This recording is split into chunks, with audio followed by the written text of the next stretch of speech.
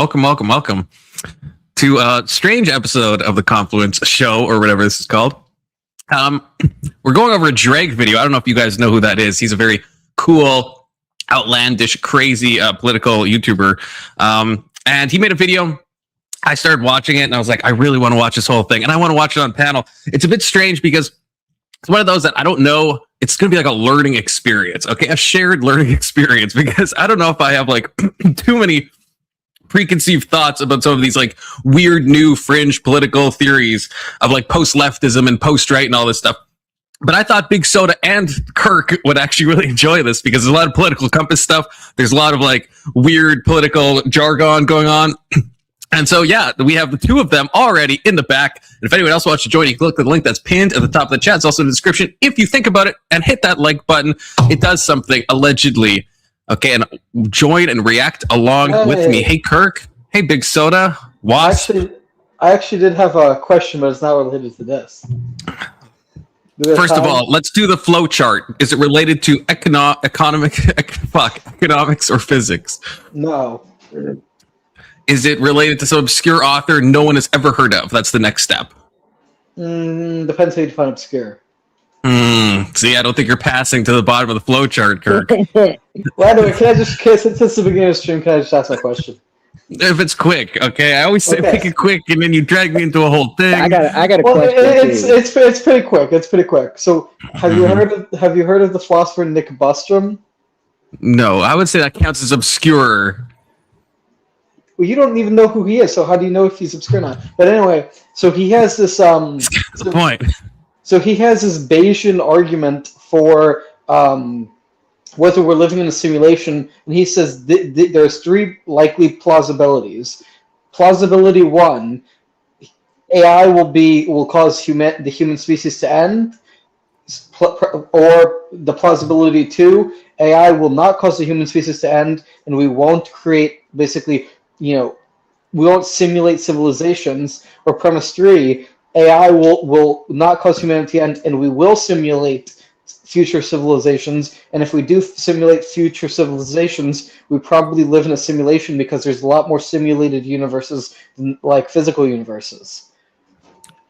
I mean, it also could just be, unless this is premise 2 and I missed it, I kind of zoned out a little bit, but I feel like unless the premise 2 was, maybe consciousness is fundamentally impossible to actually simulate and produce conscious experience. Argument. That's my argument. Is he says one of the possibilities is that AI won't be existential risk, and we won't simulate future civilizations. And I agree with that because I don't think AI can simulate human consciousness.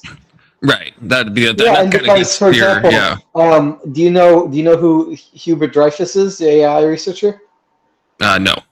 So he argued using the phenomenologist like Heidegger. He said that AI could not simulate human consciousness because it doesn't have embodiment and it's not aware of its own mortality, and so it can't have contextual consciousness and embodiment. Yeah, I mean, I think there's a lot of it depends what you think of as like a soul and stuff. If it's all emergent, then maybe in theory you could use like some machine to like simulate it. But I don't think it is emergent. I think obviously it's partially emergent from brain states and stuff, but I don't think it's like completely dependent on brain states. But that's just like gets into like metaphysics. But that's my metaphysics. So I would just say that. I would say, given if consciousness is merely physical and the experience I'm having right now is purely illusory and just built on like the physical hardware that makes up my body, then I would agree with his like 3 premises, and I would think that one of them has to be true in that way. But I don't think that. Well, the thing is, it's not even is consciousness physical if it's computational. And so one of the arguments that Dreyfus makes is that the reason AI can't have consciousness is because it lacks sort of a pre-reflective, like embodied way of being where it can like value things. See, and I actually disagree. I think that's a bad argument.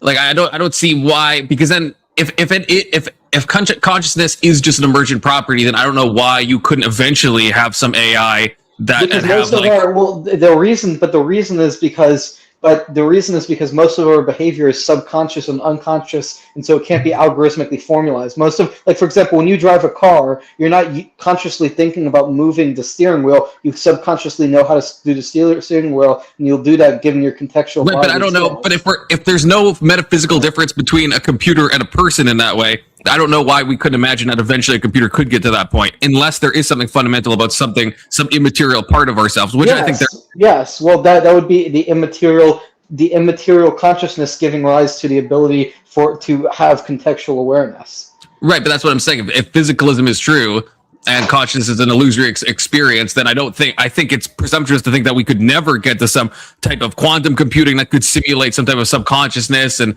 you know what I mean? Like, but I would just fundamentally disagree with that, because I think consciousness is different and not just an emergent property of brain states. I agree, and I think Dreyfus would agree. Consciousness is not solely physical. I don't know if he would agree with it's emergent, but he definitely thinks even if it's emergent, it can be reduced to the physical. It's just the reason that we can't, that computers can't have it, is because consciousness is not an algorithmic consciousness.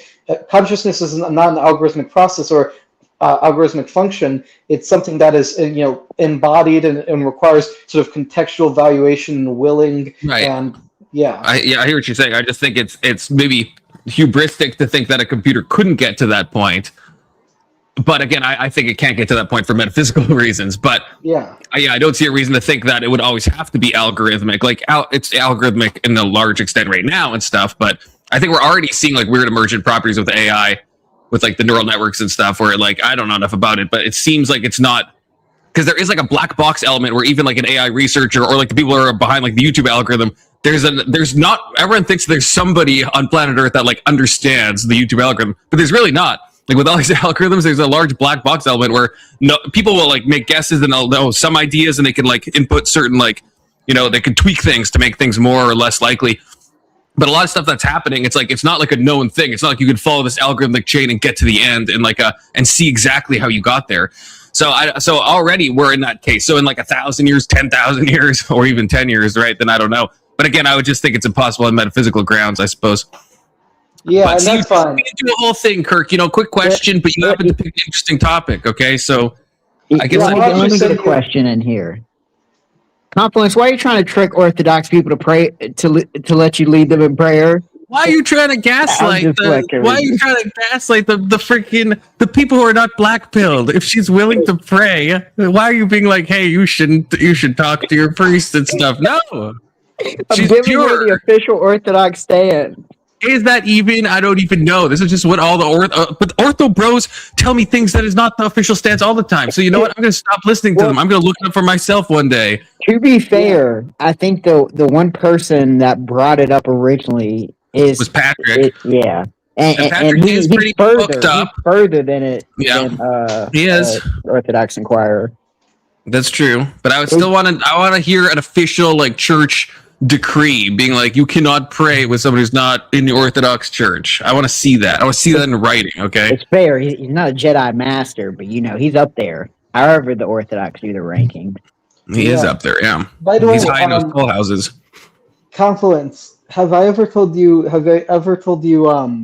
that Big Soda looks like a hockey player? His profile pic. He kind of does look like a very old hockey player, I suppose. Yeah.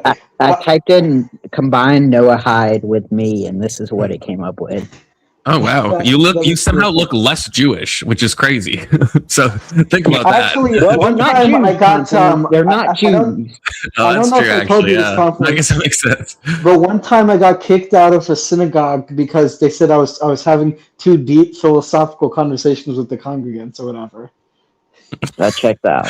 I would kick you out of my synagogue, Kirk, if that makes you feel any better. Why? Maybe it makes you feel worse. Because you'd be asking too many stupid philosophical questions to the congregants. The same reason the rabbi kicked you out. How is that stupid? How is that stupid? It's distracting. Why are you there?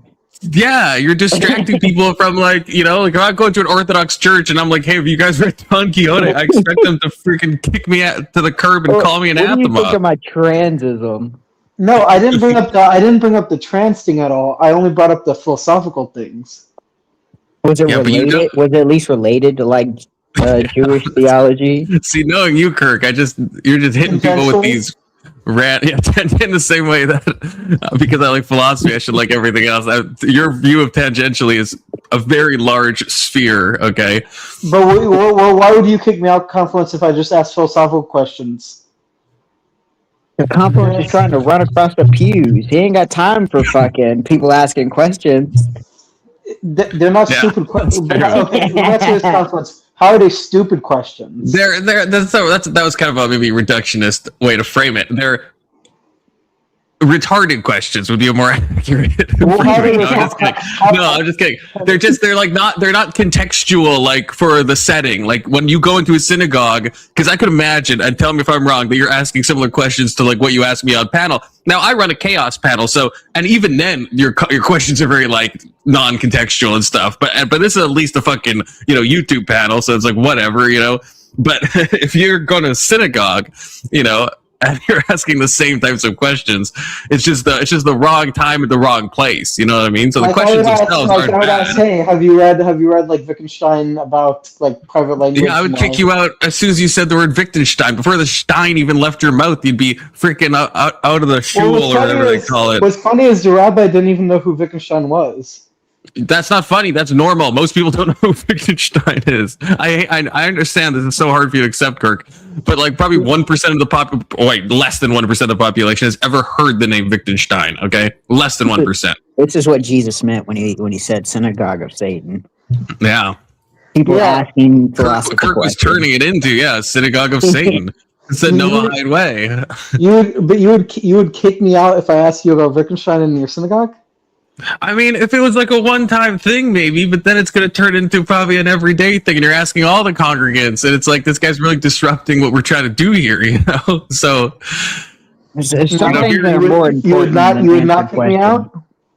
I wouldn't kick you out immediately. I'd probably give you a stern talking to, and if you continued in your Kirkian ways, give you a third. They didn't give me a stern talking to. They just sort of I'd give you a stern third circumcision, Kirk. That's what I would give to you. Okay? Yeah, but they didn't give me a chance because they didn't warn me before kicking me out.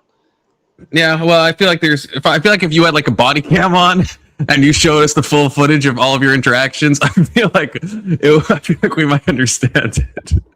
It's like you walking into a theater and me screaming every time a scene comes on, and then you're like, "There wasn't a sign. I didn't know I couldn't scream."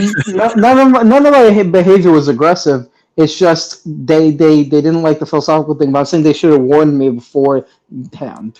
That would be Kirk. If you do this, I will review it. If you one day in your day-to-day life, like if you go to the synagogue or and you wear a hidden camera, as long as it's legal in the state you're in, I will absolutely review that footage. Okay, I'm just saying.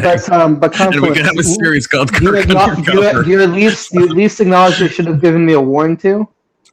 Like I said, I feel like if there was body cam footage of this, I feel like it might be more severe than you're leading on. You're making it seem like you just walked up, asked one question, or like get out. I feel like you were probably causing large amounts of potential. No, I wasn't. I wasn't. I don't know if I can trust that, Kirk. I know you're saying that. Do you acknowledge they should have given me a warning? Can you just acknowledge that? It depends.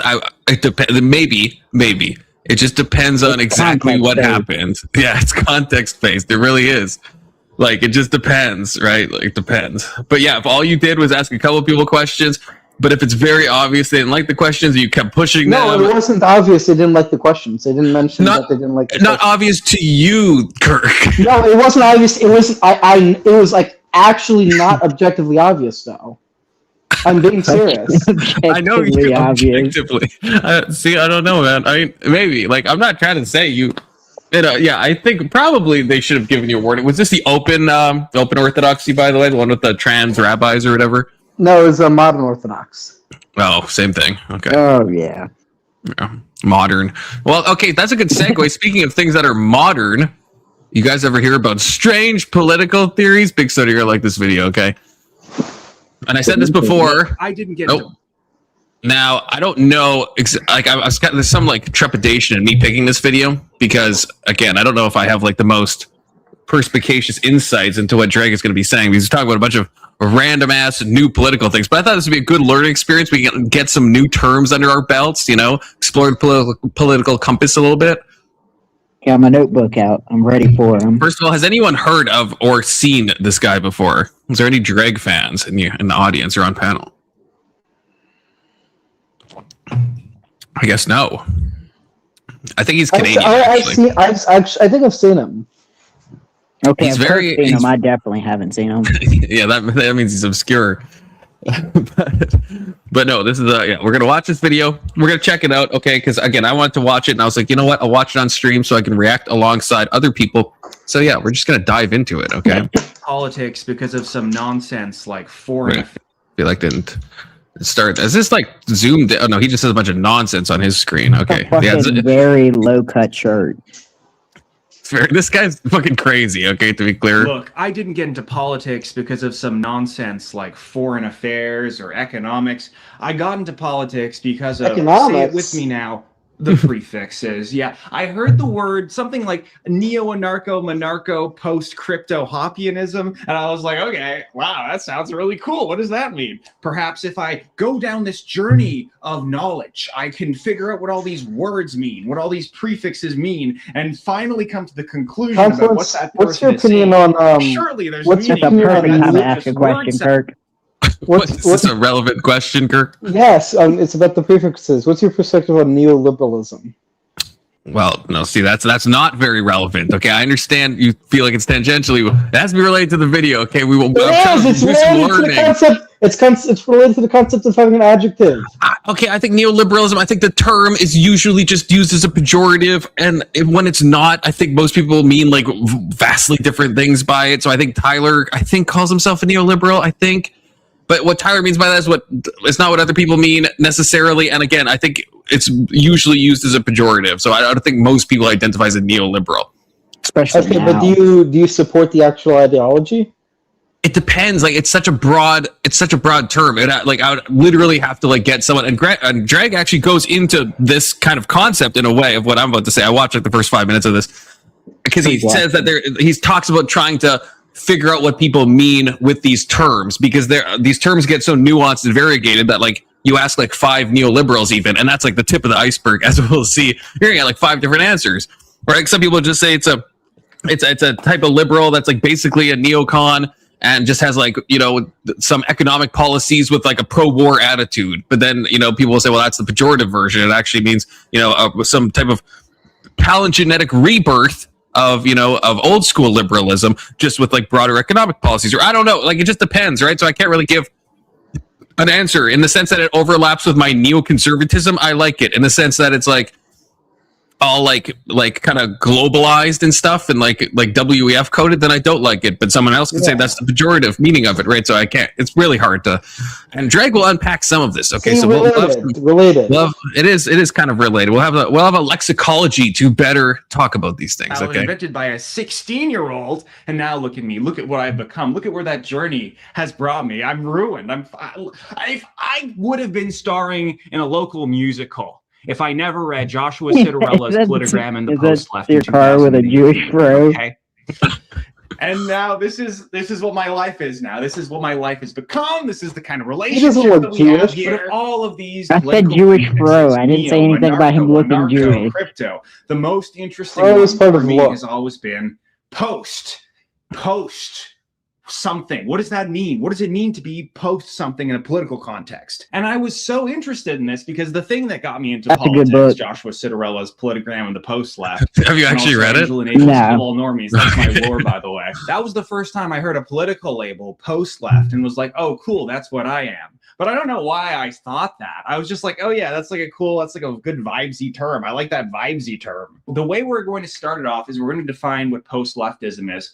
And the way that we're going to do that is we're going to draw out a constellation of different terms that people mean when they say post-left, different things that they're describing, because all of these different descriptions of post-left are into astrology at certain parts of this kind of big, amorphous, vibey blob that is the definition of post-leftism. But we're not just doing linguistic masturbation here in this video, okay? This is a good video, trust me.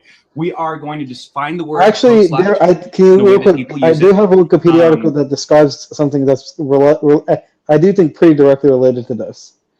Your definition pretty directly is 90%. I posted it on chat.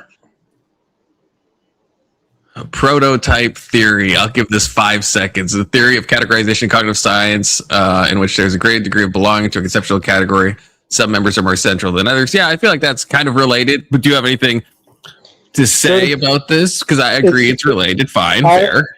The basic idea is that when you look at a term, it's kind of like the Wittgenstein family resemblance point, where like a word doesn't have a fixed meaning. It's basically a cluster of predicates based on an ideal form, and they have this family resemblance thing going on, but no fixed essence. And that's the same thing with these political labels. Yeah, actually, synagogue. I would kick you out, but I actually agree. I feel like that's actually a fair point. I always call this a semantic cloud. I don't know if I came up with that or if I heard it from somebody. I actually have no idea if that's a real term. Because yeah, there's like these constellations, as JREG is saying, kind of form around these things. They're all related, probably I guess in your family resemblance, Wittgensteinian kind of way. But yeah, so there's like, so you're trying to pin down the commonalities, because as we'll see, like a lot of these terms that are about to be thrown around and stuff, or what someone means by post-left, when they say post-left, they definitely don't mean conservatism, by the way. So, so you could obviously like almost in the same way that you do like, what's it? God, I'm blanking. What's the type of theology? Apophatic. Thank you, Kirk. There we go. Yeah, apophatic theology, related. where it's like, yeah, that's related. Where right, you're defining God by what He's not. Right, the belief that you can't really say any true statements about God, but you could definitely say, "Hey, God is not blank," and anything you're saying about that, you're saying that's not God. And so, in the same way, like with the post-left. Yeah, it's very hard to maybe define what that is, and JREG will try to do that via some type of semantic cloud. But you could definitely say, well, it's not conservatism. You know, it's not the left. It's something post-left, right? And so in that way, you can kind of whittle down. But what every person means by post-left is going to be slightly different. And so I actually agree with Kirk's point that it does form some type of Wittgensteinian family resemblance thing. So that's fair, Kirk. I'll allow that. Okay, I won't kick you out yet from my synagogue. Okay, how about that? We're going to draw out a constellation of terms that people use when they're referring to post-left, and we're going to create this sort of vibesy map of what people are referring to when they use the term post-left. But more interestingly, we're going to use this to define the post-right. We're going to get to the bottom of what post means and why it's called post. Why is it that he looks like simultaneously? Okay? We're going to use just me, or does JREG kind of look like every white guy ever, but no white guy ever, if that makes sense? Like he's simultaneously every white guy, but also no white guy, if that makes sense? I feel like that would be a good remark, but I don't think it's accurate. But I feel like that's a good remark in other situations. But no, I feel like he looks like vaguely Middle Eastern to me. I think he actually might be a little Jewish, to be honest with you. Because he's got like some like, there's some non-white aspect to him. This apply to Post Malone. This is, if you look at the comment section, there's like all these jokes abound. Like, in fact, Post Malone is one of like the top comments on the video. Actually, we can even see this. Wait, can I see this? Because I was looking at these comments. Yeah, Post Nut Clarity, Post Malone, calling on my cell phone. So, your mind is thinking the right direction, Ghost. Oh, I fucked up my. Wait, how about Post Water Malone? I don't even. That doesn't even make sense. What's the it's instead of Post Malone, Post Water Malone. Yeah, but what's the water? What is that? Explain the joke. Water Malone. Like, what's the joke on watermelon? Oh, can you kick me out of the synagogue? yeah. I think that'll fix all the problems. And I'll just kick everyone else out of the synagogue. So it's just Kirk in a synagogue alone, talking to nobody. I'll post your mom. See, let the post jokes abound. Good to see you, Mel. Good to see you, Rage Page. Also good to see you, Ghost, of course. To figure out sort of the natural life cycle. God, why does it do this? Why does it movements and it's fucking up my thing? What the fuck? Things feel sort of disaffected. Is that because of my volume booster? Right now, in the political landscape, especially for young people, especially for extreme young people, right now. Okay, so the way we're going to do this is we're going to start by drawing out this post-left constellation. Now, you may be wondering. Oh, this is a cool reveal. I want one of these. Am I going to maybe put it Check it out. Just wait. Green screen and post? Just wait. Where could I possibly be drawing How this cool out? Is that? Yeah. How do I get one of those? Yeah, are they right. expensive? Yeah. Are you come on? Are we on the same page here? Like, it's called a light board. I fucking need one. Is it in front of you, or is it just a? It's Like, in front of you, and I guess it's like a piece of glass in front of you or something that is somehow like glowing, and then you reverse you mirror the footage. Because I'm so stupid when I watched this, I was like, how is he writing backwards? I was like, oh, he's probably just like mirroring the footage after he's done. I mean, he's really still keeping his image. Like, I would assume, like, if you had a sheet of glass or like plexiglass, that it would kind of cause the camera not to be able to focus. But he's doing a fairly decent Yeah, that's job what I of don't. that. Yeah, that's what I don't get. It's like well, I guess it's a thing you buy because it's obviously illuminated the text, and so yeah, people do this a lot. Yeah, I've never seen this, but I'm like, God, I want one of these. I don't know if it would really work for live streaming. I'm not sure. I don't know how much they cost, but as soon as I saw this, I was like, that's so fucking cool, man. So. And he's very excited about it, and so am I. To just sort of share the excitement of the fact I'm sharing it, JREG. Like, I'm really happy about this. You know, like I sometimes think I'm really hard to please, but then I get like, oh, this, I get a like. I mean, and then this happens, and then it's just, oh my goodness, this is. Mel, do you know who JREG is? Cool. I feel like you might, weirdly. Shit. So, like I have said, you never seen this guy before? Read off the dictionary definition of post-leftism for you.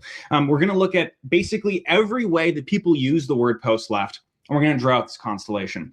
However, when, a few years ago... This guy is one of the reasons that I made my channel, Rich Page, actually.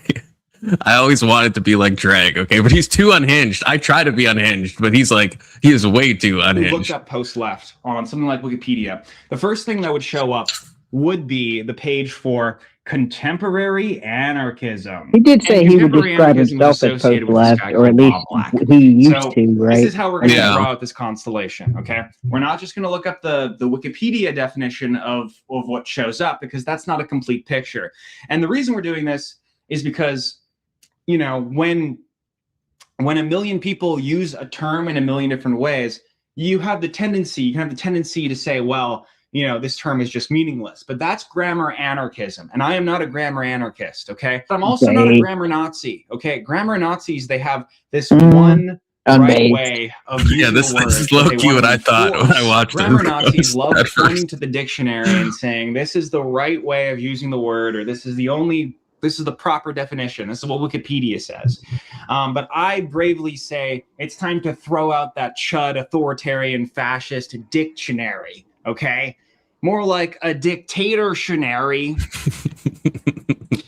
Yeah, so anyway, upvotes to the left. The like button's right down there if you want to hit the like button now. This would be a good time, I think. I think that deserves a Does he shit on all sides equally? Hey, I don't normally ask for likes, but... He's definitely on the left. He's definitely on the left. Oh, well, then he's gay and cringe. I like him, but I've made some videos about JREG, okay? And one thing I don't like is he is way too prone, because he's a little like crazy. He's actually got like manic depressive disorder and stuff. And I don't know if that's related, but he'll get way too crazy with certain things. So like after the Brian Thompson, like the United CEO healthcare shooter, and maybe people in my own audience will get mad at me for this, but I thought that was a crazy thing to celebrate. And JREG made this video that I think is probably like TOS, like basically encouraging people to go and do this type of stuff, which I thought was like grossly irresponsible, because he has a lot of like mentally unstable fans and a very big YouTube channel. So I thought that was like incredibly irresponsible to do.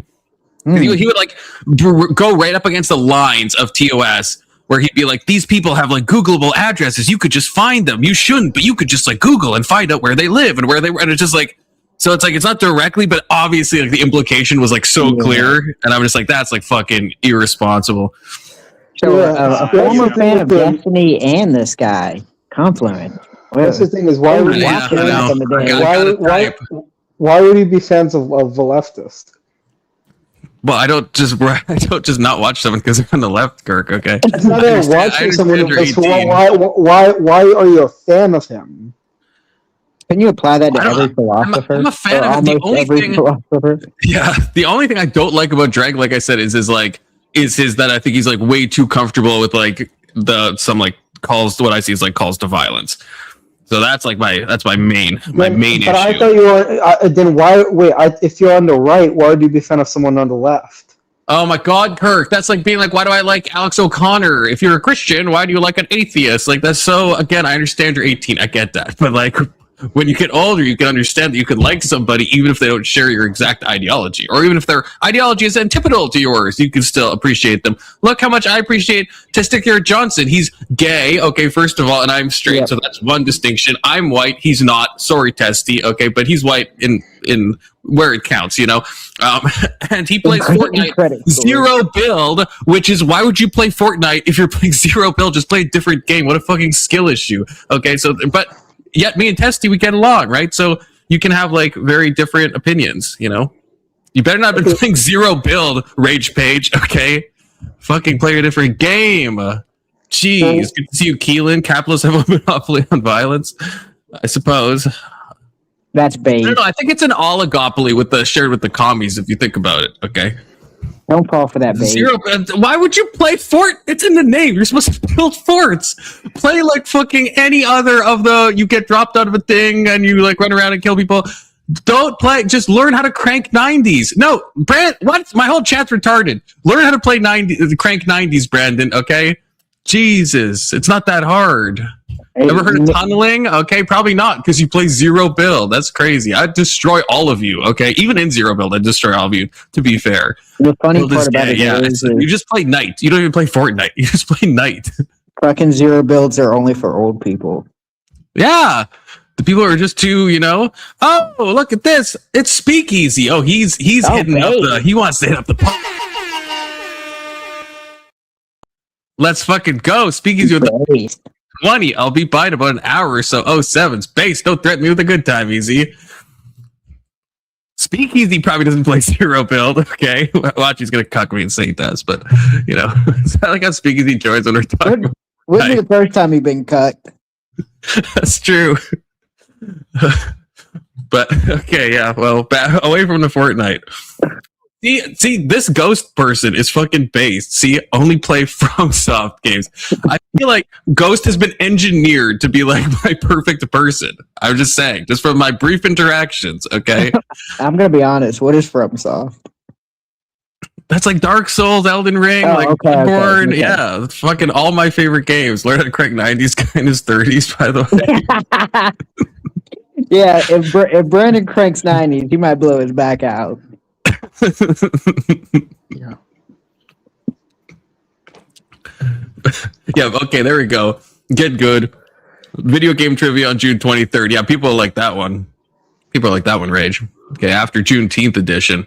All right, anyway, well, now that we're Zoomer coded with Fortnite, now we'll go back to Zoomer post-left theories, okay? I thought They're not advocate for violence in this video.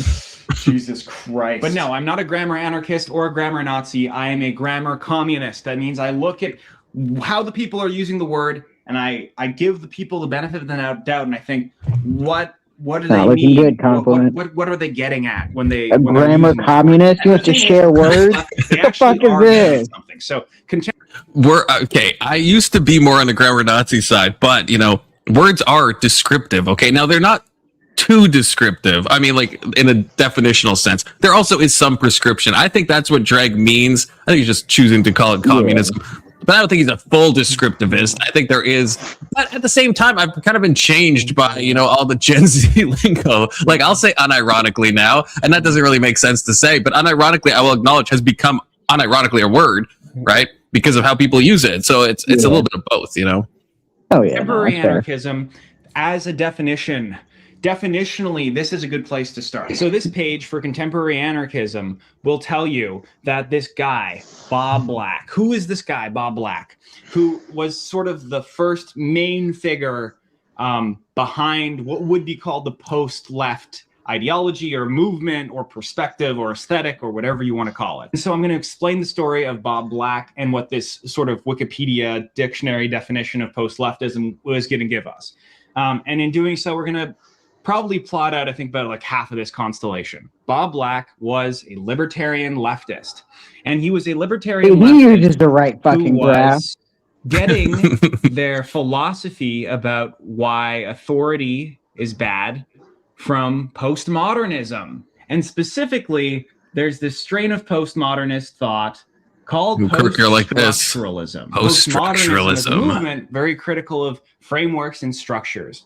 And obviously, the structure of authority it was very critical of. That's where Bob Black was getting his anti-authoritarian ideas from. Bob Black's writings were very ironic, satirical, and detached. These are all things which are directly associated with postmodernism. Now, this Bob Black guy was involved with leftist movements and became very critical of leftist movements. And so this is another definition of how people use the word post-left. They use it to refer to ex-leftists. So sometimes people will use the term post-left to refer to just anyone who's left the left.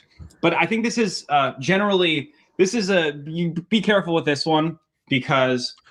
Yeah, well, that's the thing. I was thinking that too, because I feel like Anna Kasparian could be seen as like post-left in the sense that she's like left the left. And then same with like Shoe on Head, who's like left the left in like a cultural way, but not an economic way.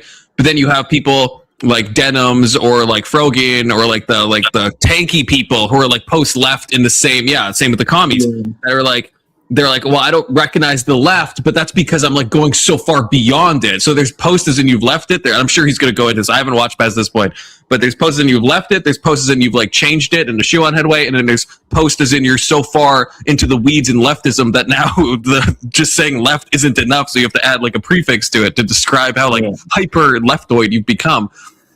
Well, so really, you kind of noticed this in the 90s. So like a liberal in the 90s versus a liberal like during Hillary Clinton's kind of era. You notice that Hillary Clinton would seem more to the right than, I guess, the people who held power in the 90s and stuff like that. Or when you look at Al Gore versus Hillary Clinton, you see like a huge difference in policy.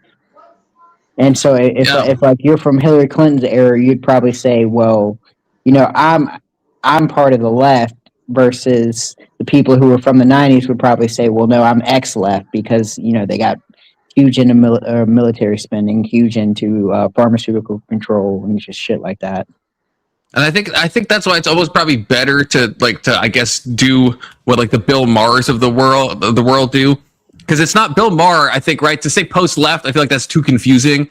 Or even ex-left is too confusing. It's all because like to just say I'm like a classical liberal. But the problem is now that phrase, everyone associates that with being on the right and being like secretly, so you're secretly like center right. And you're just calling it like a classical liberal and stuff. But there isn't a really unique word for just being kind of like a normal like 90s Democrat. You know, like that's... Because like you're gonna get like blanketed on one side or the other pretty fast, and it's usually gonna be on the right side. And I mean, to be fair, I mean, even we have people like Jordan Peterson, right, who's like not traditionally on the right, but then obviously links up with Daily Wire and stuff, and that kind of like proves what everyone was like saying, that no, he's just like secretly on the right. He's saying he's like a classical liberal, or like a Sam Harris type, where it's like, yeah, a lot of their views are kind of left, but maybe that's the cultural divide. It's the same as like the Shoe on Head thing, where she gets called right wing all the time, but all her only like right wing stances are like on down culture lines. All of her like political or like an economic leanings are like far more like left leaning, right? So it's like it's a confusing, and I guess that's why we need like some hypercube chart of the political compass that it has to be like a fucking tesseract, because there's all these dimensions I think that apply beyond just like the usual too, as we talked about many moons ago. Also, part of the problem is when we're talking about like classical liberalism. It's the reason that people associate it with the right is because really liberalism used to mean I support capitalism.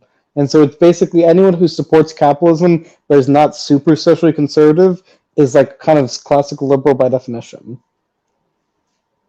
Like, that's my understanding. Yeah. I just feel like these words are kind of like very, I don't know, because even good to see Ancom's side, but yeah, conservative liberalism equals 90s Democrat Party. But you understand how pejorative that would sound to a 90s Democrat if they're called conservative liberalism. You know what I mean? So it's like the terms are either going to be like pejoratives, or they're going to be just like kind of amorphous, you know?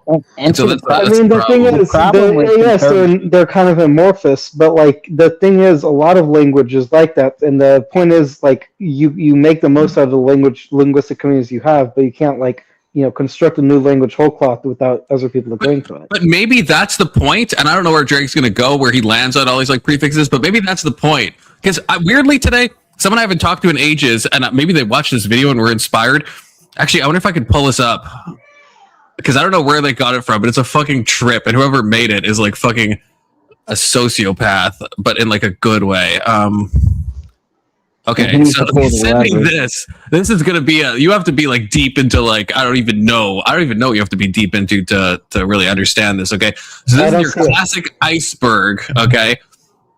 But it's got like stuff on here. So as you go down, you have transphobia, capitalistic xenophobia. You have Luddism. Okay, fine. Afrofuturism. Yeah, like there's so much to look at here. Orthodox Marxism, and this is like the top. Gaddafism or Gaddafiism. We get crazy as we go down. Kibbutzism. Wait, what is scum? Is scum tied to the Zenarchianism? I don't know. Like I think this is a joke. This is obviously a joke. It kind of, but a lot of these things are like real kind of things as well. So I don't know. Like I'm sure if I looked up scum, it probably means something. You know, obviously it's meant to be a democracy. Ho Chi Minh thought. Socialism with Pizza Hut characteristics. Where do you see that? Down there. See it on the bottom left. Oh, yeah. Socialism with Pizza Hut characteristics, wildism, and then we're just getting more crazy. Let's see what else we can find. And this is where I got one of the things into my description. There was something called, oh God, what was it? I think we'll get to it at some point. I like that UFO communism. UFO communism, anti-masonry. I mean, that checks out. Trotsky death epoch chronology. Like I don't know where the person that sent this to me found this. Norfolk, that is. Norfolk Pine Tree Gang. Oh yeah, this is one of the ones I found. Thunderdome style eugenics. Interesting. And then there was one that was the Paris. It was paranormal Marxism, and that's I thought that was funny. The no war, but the gender war I can get behind. And then you have down here, you have a bunch of like dust. Like, I don't know what any of this means. Dust capitalism, dustism. Are these real terms? And at the very bottom, you have post everything. So I wonder if JREG is going to pull this up and maybe the guy watched the same video because this feels like eerily similar. Hear me out. We're so deep to see if it's a real thing. That a lot of these ideologies haven't been brought up in so long that they're collecting dust. So it's like you've got your post-collective, post-mine, you've got your dust fascism. It's fascism, but it's been dusty because no one picked it up. It's been a while. When I Google it, it seems like dustism is like a band, but I wonder if the band has like a lot of like very niche political things. That's what people mean by it. I wonder what ideology. Do you know who Batya Ungar Sargan is? No. Are you sure? She's a pretty well-known political commentator. Oh, I found Brandon's ideology. She has a unique political ideology, and like she said weird things. But here, like I think you've probably seen her. Let me. And she is Jewish, by the way. That checks out. Yeah, send me a photo. Some of these are real things. That's the thing. I've seen universe style imperialism. We need to look that up. I put it in the chat. The post-dem stock, femme separatist monarchical gynarchy, that's a real thing. That is, I know that sounds fake, but that's a real thing. Like, so some of these are real things that people actually think. And in some of these, I'm just not sure because like what was the Pizza Hut one? Or like some of these are just. I need to look into I posted a thing. I've been looking for a new ideology. Conservatism just don't quite hit it no more. No, I don't think I know what this is. What is that about? Cambodian holidays. See, this is the thing. This should be a stream on its own, and it might be in the future. To be honest with you, I'm gonna be honest. Googling all of these would be fun. Yeah, I don't even know. I mean, it's just Cambodian holidays, so we'd have to probably look into the holidays to see how that ties into some political theory. Probably fucking Pol Pot coded, I'm assuming. Ironic Stalinism. Oh, I'm fucking sold. See, I've met and then those there's well, I surely know who Caleb Alpin is. You're naming all these Jewish people, Kirk, that I'm just not familiar with. He's not Jewish. He's an anti-Semitic. He's a tanky. I'm liking him. Oh, you said what about him? Part. That's fucked up.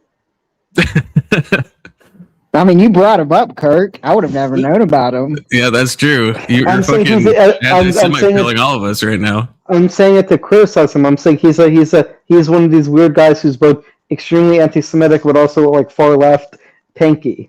Kirk, you don't Okay, have to wait. sell Some me of this on him. has to be. Look at this one. Look at this one here. What is it? Post, right? Fuck your maism. So, like, some of these have to be just pure memes. One big Some of these are real things. They're all pure memes. That's the thing. They're not. No, like I said, the femoid one, the post-dem sock, fem separatist monarchical gynarchy, that's a real position. That's a real position. Wait, there's Then one something that's like called this, the Marxist, society. Leninist, Dangist, I can't even read it because it's too. Calvinist? Looks like Calvinist. There's Kenyanist, is that Maoism? Reaganist, Titoist. Oh, like fucking Tito, like from Yugoslavia. Okay. Stalinist? Trumpist, don't know who that is, and I can't read that word. Oh, Foucaultist thought. Oh, I thought that tried to spell the There's H no word way without that's the H. not a meme. That has to be a meme. Well, that's a meme, but some of these are not. You know, I guess that's the thing. It's like a mix of memories. Wait, is that Mormon transhumanism. There should be some video at a different point. There's so many gems here. Wildism? I like that one. Wildism. See, some of these are real things that we will have to look up in a different video. But let's not get too distracted because this will be a. Hold on. No wave economics. Kirk has to know about that. Kirk, do you know about no wave economics? No. Yeah, okay, then. I don't think you should talk about economics anymore. Yeah, until you know about no wave economics. Everyone knows about no wave economics. Okay, I don't know if this is it. This is what showed up on Wiki. In economics, condrative waves, also called supercycles, are hypothesized cycle-like phenomenon in the modern world economy. So I guess the no-wave economics would be denying condrative waves in economics. I'm not really sure. I think Possibly. I've heard Trump talk about this. Oh, definitely. I haven't talked about this. I mean, there is waves, I suppose, in economics, you know. But I said Trump. Yeah, this is right up Trump's alley. He talks about the waves and stuff. Yeah. So I guess the no waves would reject this. But, the only wave I know is the one that came out of my pants when I was looking at Ayn Rand earlier. Kirk, don't try to be straight with us, okay? Actually, liking Ayn Rand is probably the gayest thing. Anyway, never mind. Keep being gay, Kirk. It's 2026, okay? It's also June, if you think about it. Okay, we will put a pin in this because I feel like this would be a fun thing to just go around and just Google these fucking terms and see if they're real or see if we can make sense of them. Maybe we could pick random ones and try to steel man them. I'm not sure. There's a lot of potential here. We pick random ones and then we have to all make the strongest argument for why this is the best political philosophy. All right, okay, back to the video and the beautiful light board. Post left. Most of the time, they are still dispositionally leftist. Bob Black, after he left the left, was still dispositionally anti-hierarchical. Okay, this makes him dispositionally what we think of as someone who is left-based. Okay, I'm sorry for pausing too quick, but this is the kind of stuff. This is why I like JREG. Okay, because I always call myself dispositionally right. Because even though I hold some left-leaning views and stuff, I feel like dispositionally I am on the right. There's just something in my nature is more right-coded. And so I like that JREG acknowledges that. Yeah, I would agree with that. Yeah, so it seems like even though I can be tempted by all these left-wing things, there still is just it's a dispositional thing. And I think that's the balance. Some people are dispositionally right-wing, some people are dispositionally left. I think it's supposed to balance out. I think that's how life works. I do have something related to this. It's called moral foundations theory. I'll post it in because this is directly related to the idea of dispositional political values. I posted it in the chat because this is a psychological theory that is basically explains this phenomena. Because that kind of checks out. Because even before I discovered my political identity, there are certain issues that I would have a stance on, even though I didn't understand the aspects of my political ideology. Right. This is the thing I was in some ways fighting or agreeing. I can't remember because it went both ways with Les Chief in the Discord at that time, where it's I think we have these dispositions, and a lot of times in the first phase, I think, of our development, we have these dispositions. In the second phase, then we will post hoc build arguments that justify our innate dispositions. And then if we transcend beyond that, then we can like look back and be like, okay, this was like, some of this was post hoc. And then what do I actually believe? And why do I believe it? And were those justifications good? And all that stuff that comes like in the meta. Yeah. I think that happens in like every area, but like I think you can clearly see it in like the political region. Cause yeah, at least for me, it's like, even when I was like and I wasn't like, my parents aren't like right wing or anything. They're just like not really into politics at all, but they've never voted for the Conservative Party ever, to my knowledge. But yeah, even like, you know, I was a fan of George Bush. I would have been very young when I was a fan of George Bush. It's like, why was I a fan of Bush? There's just something about that. Just Well, like, that's you know. because the thing. And so did you see the Wikipedia article I sent? I did. I was looking at it. I don't know if it's like, Yeah, it's basically that. Like, as idea as I understand it is the idea that there's our political values are determined by our neurobiological predispositions to have an affective response to certain values. yeah, and I think that is possible. And it's hard. Yeah, I'd have to probably look into it more to like discover exactly why. I mean, it seems like they're picking like 5 traits: harm, fairness, authority, in-group, and purity. And I think that's fine. Some of this is a bit arbitrary, though. I know that sounds stupid because I'm just looking into it now, but it just reminds me of like, you know, the big 5 personality cluster, where it's like you could categorize these in different ways. It's fine that it's arbitrary. It's not saying it's like bad to do that, but you have to think more about it. Why can't you be more like your parents' confluence-based confluence parents? How dare you, Testy? How dare you? Oh, it's Mel. How's it going, Mel? Well, he learned from his Taiwanese No, family. it's not. I'm an imposter. Fake Furby.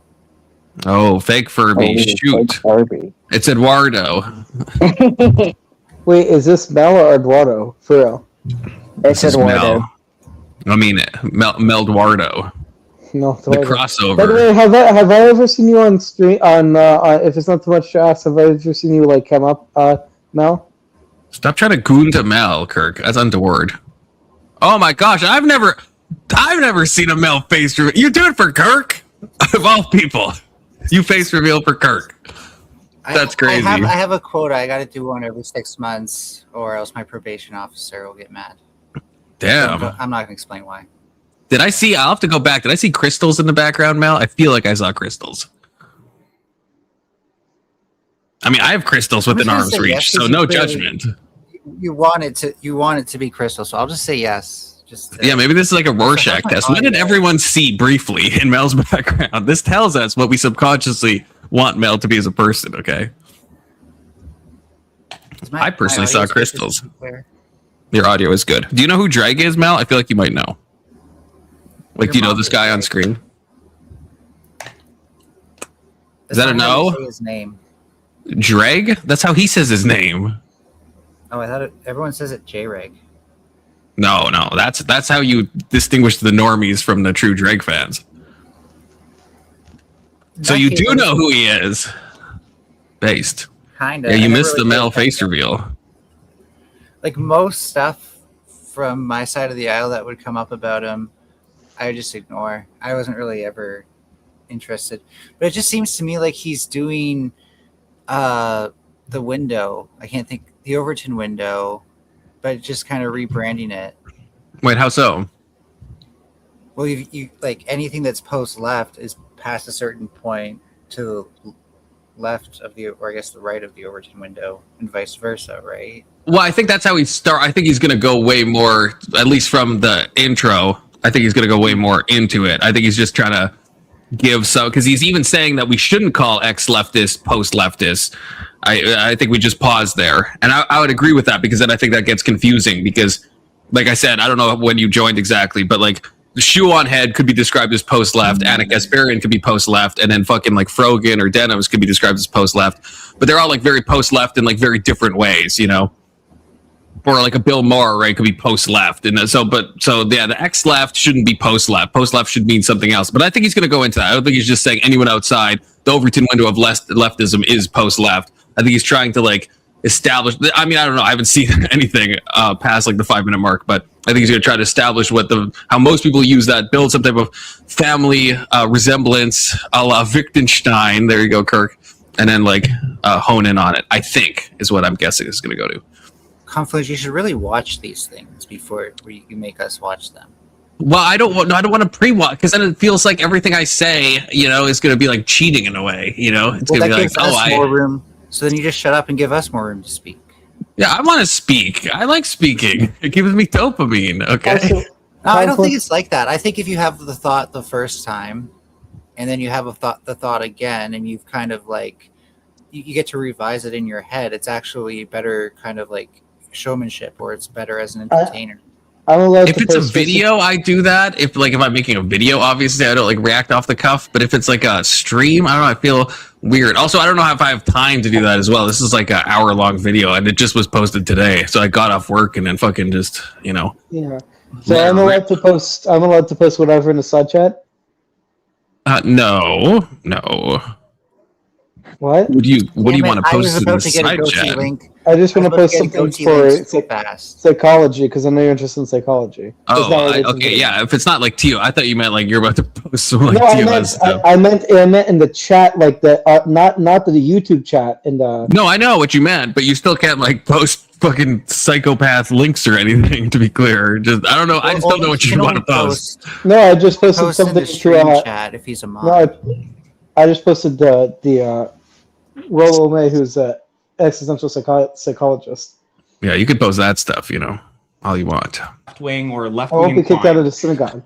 Unless you're Anson, and then it's basically a free for all. You can't really stop what Anson posts in the chat, to be honest. Disposition is not. Well, that's a politics, special by the thing way. given to Anson. The disposition is just the way you sort of intuitively lean. So Bob Black's essays were defined by mostly an endless critique of his own side. Boris. Okay. And Nietzsche. the way I like to define post-leftism in a The simple way eternal is just saying, eternal imagine return. leftist critique ate itself. This is postmodernism in action, right? It's so critical. I mean, that's not that related. I mean, well, it's like related, but the probably not what he left means. normally uses these critiques to attack the right. What if the left was using these critiques against themselves? And it leads to this sort The of problem with the Holding ourselves post-left, to our the own problem with the standard post-left of this- terms is when people are saying I'm post-left, it's like, are you post-left in the sense that you're like transcending the ideology, or are you post-left in the sense like you're so left that it becomes absurd to even associate yourself with the mainstream left? Well, that's what he's unpacking, Kirk. I mean, I agree with you, but that's what he's unpacking. We're gonna have to find all out. he's actually described as holding ourselves to our own standards. That's because we've only gotten like a few minutes into an hour-long video. If you think about it, I feel we gotta let JREG cook. Okay, he's a cooker. Okay, we gotta let him cook. I think he has goated penmanship. What Okay. political science textbook is this from? Where is any of this actually defined in any real academic literature? Like, he's mentioning names, but like I don't know who the fuck these people are. We've got a grammar Nazi. Yeah, you are dispositionally a grammar Nazi. Apparently, That's not you're gotta some type become of a Nazi. grammar I'm not really communist. sure what type, but there's something going on. An academic Nazi, an academic yeah. Nazi, the worst kind of Nazi. Okay, besides actual Nazis, I suppose. But This just Yeah, kind of no, sounds like worse than Professor- even. This just kind of sounds like Professor Jiang, if you know who that is. Like, it sounds like his. No, it doesn't. No, come on. That's Oh, you're reading this in way too bad Oh. faith. You're interpreting this in way too bad faith. To the JREG, am I being mean to Jay? You are. He's not attempting to do an academic thing. He's like trying to describe this emergent new type of language that people are describing. That's probably not in any academic sources. Like the thing we just pulled up that has a bunch of weird shit. This is like stuff you find in like strange like poll message boards and like nonsense.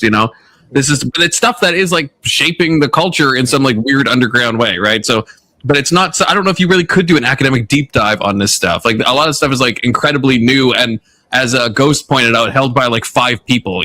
So Yeah. but I think it's interesting to analyze. If this is just a walking conjecture, then I think starting off with the left holds itself to its own standards is off to a bad start. I feel like you just gotta let him cook. You're being too critical. He's on your side, Mel. He's like a freaking crazy leftoid. Okay, So Well, he's like, I you didn't should, know like, Mel was on like the. Greg. I didn't know Mel was the leftoid. Oh, you couldn't tell? Really? I describe You myself didn't as know? post-communist because I believe that. Oh, fuck off! Get the fuck out of here with that nonsense. Yeah, not gonna go into that photo anymore, Kirk. Communism was an ideology for a different time, and it may still speak like the way it opposes capitalism may still be true today. But like, we could definitely update communism to 2026. So I'm a post-communist. You should read the Austrian. I'm School of opposed Economics. to communists, so I feel like we're almost saying the same Wow, thing. you're Now, so if you think about it. You inherited Hey, the I'm just bravery of saying. the McCarthyist. I mean, communism is Stalin's like pretty literally the well-known. ideology that killed like 100 million people. You know, and Oh, but capitalism hasn't killed anybody. okay, capitalism is when a private individual owns the We're means not of getting into production. this. How can that kill Kirk, anyone? I blame you. This went into economics. I blame you. Okay, you're to blame. We're keeping going. You're out of the synagogue, Kirk. It's just all That's the final the. straw. No, no. Now we have a pretty good I'm not. idea of why the post-left is called the post-left. It's because of postmodernism. The post and post-left, No, it's not. in a sense, Post is equals referring post. to That checks out. postmodernism. Bob Like, Black this is was just also bullshit art house That- critique. No, that is Mel. You're being way too hypercritical. First of all, that is a valid thing. What are you saying? In the same way that postmodernism is like a critique of modernism and is moving beyond modernism, that's what a lot of people mean when they say post-left. That's a totally fine thing to say. You're jumping down his throat for like no reason. Like again, even he already Yes. described that he's looking at it from a descriptivist point of view. Like, how do people use these terms? That is absolutely how a lot of people will use the post-left. That just is, okay? So, you know, you could say it's like not the best way to describe it, but he's just describing like boots on the ground reality. And he's saying this is just one way that some people use. And I'm saying it's the right way. He's not saying it's the majority. Just like this is one path. Okay. So again, we gotta let him cook. But sort just of because turned people- off by people in his. Sorry, go ahead. Just because people have criticisms of leftism doesn't mean that like they're post-leftist. And likewise, this is in itself a critique of, like you said, emerging things, sure. But when you apply that to postmodernism, which is really like kind of like a school of thought within art, that's what I mean by this is kind of just like art house conjecture bullshit. It's not like Because- postmodernism isn't just a critique in art. I mean, that's postmodernism is incredibly broad, like incredibly. Like even if you go to like the It's most Stanford valid. philosophy page, I don't think most that's applicable to true. art. no, I would completely It falls reject apart. that. That's why Jordan I would Peterson is a bit completely- of a hack when he tries to apply it to other things. I okay. Besides me trying to defend Jordan Peterson, which I won't do necessarily, but I actually Yeah, I I'm trying to agree. mislead you, so good one. I agree that a lot of times when like conservatives will use the term postmodern, they're using it in the wrong way. But also, postmodernism is a very complex. If you actually read like Lyotard or fucking who's the Foucault or like they or Sartre, they express in different ways. A lot of it doesn't apply to art at all. Like I understand it can apply to art. It can apply to other things. I think the conservative trap is thinking that postmodernism and they just kind of reduce it to like everything is relative and nothing means anything, and they kind of just stop there. And postmodernism is a lot more like complex than that. So I agree when you hear a conservative talk about postmodernism, they're like probably misguided. But also, I think to say that when he's talking about it that only applies to art, I think that's like equally misguided because that's just maybe the area that you like find it most compelling in, but it's certainly not what most of these authors wrote about most of the time. Like most of the famous postmodernists were not like just going after art. So are you coming from the standpoint then that it's a broad philosophy? It's such a variegated title that it can apply to so many different things that you would have to like look at like Derrida or Foucault or Sartre and see like what are they trying to do? What are they critiquing? What aspect of modernism are they kind of going beyond or pushing back against? And that can apply to like aesthetics. It can apply to meta narratives. It can apply to history. It can apply to like philosophy, like so many different like subsets of things, right? So it's a very like amorphous term in the same way that post-left is a more amorphous term, I guess. And that's fine because there is like some semantic cloud of what people mean when they say postmodernism. It all has to do with some type of overall critique that there is no meta-narrative and some reactionary movement to modernism. But beyond that, you'd have to get into the specifics of what each individual person means when they say this.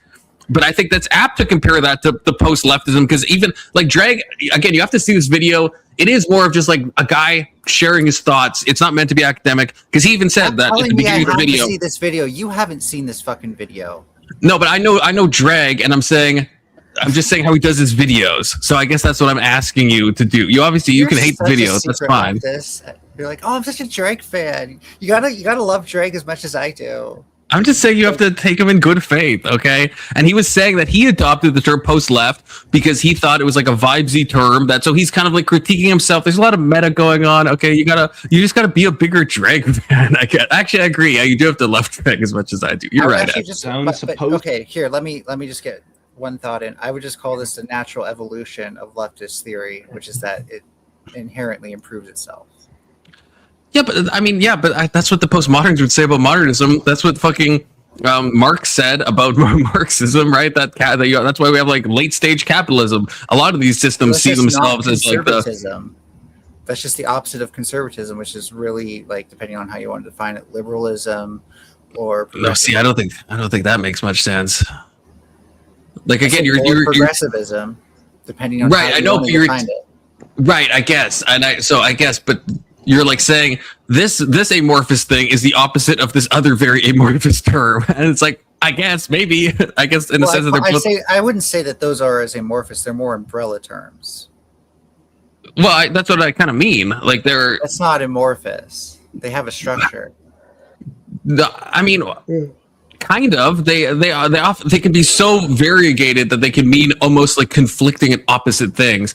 There is some type of family resemblance, right? So I understand. I would still say it's amorphous because they're not like totally amorphous in the sense that they punt into some semantic cloud in the same sense that like post left, like I talked about this at the beginning. I don't know if you joined, but I was saying that one way we could define it is apophatically to say that like whatever the post left is, whatever it means, well, we know it doesn't mean conservatism. If you're a conservative, you're probably not a post leftist. So we can define it in its absence. We can say, well, this is definitely what it's not. It's not these things because no one in their right mind would call themselves post left if they're just like a fucking neoconservative, right? So I agree with you in that sense.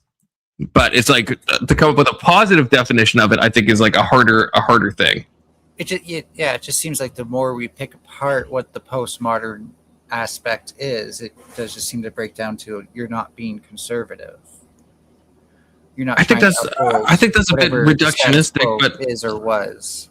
I guess, but that's like you could try to not uphold the status quo in like literally like a million different ways, right? And so to just lump that all into one thing just feels a little crazy because even like branches of conservatism are trying to move beyond like in Canada, right? You know that the party used to be called the Progressive Conservative Party, right? For the longest time, it was the PCs. And a lot of people just say that's a misnomer. But let me help you. It's not. It's not. Because conservatives, they want to uphold the status quo because they're afraid of change. Change to them is scary. You're not helping me by being more reductionistic. It's crazy to say, let me help you, and then give me some reductionistic takes. Right. Right. To be fair, I forgot what I was going to say. I was going to say what I was doing was actually a generalization, right? It wasn't meant to be specific. It was meant to say that this is what conservatives generally do. And using that generalization as the basis for how you define leftism is, and this would be my opinion, just very cartoonish. Yeah, I mean, I think that's why I'm calling it reductionistic. I don't think that's what JREG is punting to, but I agree. Like, to say, I think in a general term, you can see conservatives as they're trying to conserve something. They are trying to take what they think is valuable and hold on to it, and you can see the left as they're trying to progress beyond this in some way. They're trying to take the status quo and shift from it in like very like black and white terms. I think that's fine. Of course, that's like from a very like zoomed out lens, I think. But I don't disagree that that's like a fine way to do it. I just think we do have to zoom in at some point to actually define these things, which I think JREG is going to do. Okay, but I don't disagree that that's in a general sense. If you had to define the left and the right, and especially in like a dispositional way, I think there's something about I mean, it's in the word conservative, right? I think there's something about conserving what you think is good. It's an infinite regression. Like this postmodern leftism is a version is moving past the more recent form of postmodern leftism, and that was moving past the previous form of postmodern. Every form of leftism was postmodern prior to it, so everyone who was leftist is technically a post-leftist. Yeah, I guess in a way. I mean, in a sense, or progressive. So long as they're progressive, not every leftist is a progressive, but most are. Right. Yeah, I think I broadly agree with you, but I think it just depends. It depends. But on a zoomed out level, at least, right. I This agree. is also part of the By constellation the way, I am that at we're work. My drawing. partner showed up. Being turned off by the people on your own side. Turned off by. Wait, what did you say? Oh, the chair. The one they really got to buy a second chair. He had to, excuse me, Mel had to give up the chair. I bet if you go back into that single like second that Mel was on cam, you would only see one chair. Okay, I don't think there's a second chair, so There never was. there never was. Hey, where'd Kirk go? Kirk left. He was really a fan of Mel until Mel said that she was post-communist, and then Kirk dipped. He's like a fellow trans conservative, and he was so excited, but then Had his alas, heart broken. your Neo princess is in another castle. Oh, Kirk's back. Now that Mel left. Welcome back, Kirky Goy. Well, Get but back I'm to the not video. going. You are a Goy. You know you're a Goy, Kirk. In your heart of hearts, you know you're a Goy. My grandpa's My Jewish. My grandpa is Jewish. Yeah, shut the fuck up. And this Yeah, this that died some with sort of him. ideal typically isn't meeting reality. We're going to get more into this when we talk about the post-right, but sort of movements that you see for people of your disposition aren't aligning in some way with the way that you think things should go. There's an element here in the story of Bob Black, which is sort of losing faith in the movement. Basically, you stop believing that this movement can achieve the outcomes that you want. So I'd write here like lost faith in tribe. You know, Bob Black said something along the lines of the left is a failed project, and then spent most of his time desperately sort of claiming that he wasn't a leftist and trying to distance his movement from left-wingers and the leftist movements. Believe me, I'm not a leftist. And spending most of your time trying to distance yourself from left-wingers. So now we're going to get into the critiques of Bob Black. Video essayists sort of have drama these days. And the drama of its time were essays. People would just do philosophy and write these academic essays, and they'd get in beefs with each other. So there's this guy who is a far leftist libertarian who actually believed in the leftist project. This guy's name was Murray Bookchin. You may have heard of him. But Murray Bookchin's critique of Bob Black and contemporary anarchism he's even more and obscure than the people I postmodernism, bring up. it was called lifestyle anarchism. So you should love this So what was channel, Murray Kirk. Bookchin It brings up as much obscure stuff as you do, okay? been referring to when he said I lifestyle don't like necessarily anarchism? like obscure He was stuff. referring to the critique of what Bob Black and people like Bob Black were doing was that this isn't really politics. You know, you're not really doing politics, buddy. This is just like an aesthetic or like a way of living your life. It's a lifestyle. And this is also something that I would include in the constellation, which So watch is this at what I would call 1.25 or 1.5. subsumption by aesthetics. I don't think so. People on the post To me, this is heavy enough that I don't think I want to go faster. There's a lot of stuff to read on the screen, left too. and the post-right, which we'll get to later, are somehow the aesthetic element of them has completely overtaken their actual coherent political views. Oh, by the way, well, there's still like, more than like 2 people watching. Spirit cooking tomorrow. We're not doing spirit cooking. Well, although don't threaten me with a good time. We're doing what's it called? Theories of conspiracies, I think. Our new show. Conspiracies of theories. Conspiracies of theories. I'm not sure what I don't think Big Soda knows the name of the show, but we'll be talking about the spirit cooking. Times. I think you change it subtly every single time. I think you want me to change it. I think you're trying to gaslight me. Mel, this is the thing. You actually have to watch JREG more. He's like the most self-aware YouTuber on the planet. Unironically. You can take that to the bank, okay? Yeah. So he knows what he's doing. He's incredible. You have to watch. You just have to either trust me or watch more of his stuff. He's incredibly self-aware. He knows exactly what he's doing at any given moment. Truly. I'm not. Yeah, Mel, you need to sound sarcastic, but get back in that not. chair and get back on and argue some more. Yeah. Critique lifestyle anarchism. Oh yeah, but tomorrow, just to tie a bow in that, tomorrow is Theories of Conspiracy or something like that. Close I can't enough. remember. Close enough. And yeah, we'll be over spirit cooking. Okay, it's in the Podesta files. Podesta, friend of the show, also does spirit cooking, so he's gonna make an appearance and talk about how he does it. Because if you're named Podesta, you're gonna do some fucked up shit. We're going to steel man it, that it's a real thing that happens. Okay, we're going to go over it. Don't threaten me with a good time. This is an exciting show tomorrow. Okay, so tune in. Is that being very relevant, actually, for people who are like nihilistic and fallen out of political movements, but are still sort of convinced that it is somehow political, the way that they're doing things? Let me give you some examples of how people refer to certain terms. So, like, for example, ex-leftist, people will refer to someone like Dasha as post-left. Dasha from Red Scare. She that might be like a decent example. Someone who was left-wing or identified as left-wing, but then joined the right. That might be a decent example. In this way, anything that is like an ex-leftist is so. You're absolutely not, Mel. You're not on a high enough fucking level for drag. A good Okay. definition of post-leftism, but this is just this one star that people are sometimes referred to when they say post-leftist. Okay, number 2, subsumption of aesthetic. Any like leftist, like leftist meme page that just wants to like post memes, and that they are left wing. Like you can taste that they're left wing in their art, but they're so irony poisoned or something, or they're so far gone in some respect that it's almost not even meaningful. Like it's not meaningfully politically that they are left wing dispositionally, or that they. Briefly, I actually want to ask you guys about this because it's something I've noticed.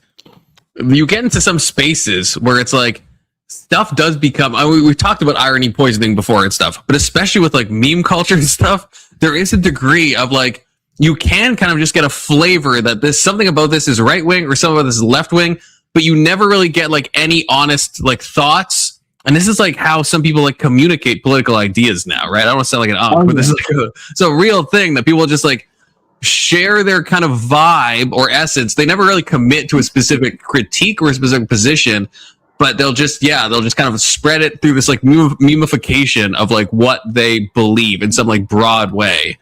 Well, Yeah, I mean that's the thing with campaign I think slogans that's be like an aspect of that. Like how people are talking campaign slogans, so it's like it's a surface level idea, but it's supposed to represent these, I guess, deeper points, but it can only be communicated from like the same ideology back and forth. Yeah, I mean that's a good point. Like the thing is with when you're talking about like take something like we must change, or like what was Obama's thing? It was Change. Yeah, change. Like what does that even mean? Because like change, it's such a Mel vague. stole the chair back. vague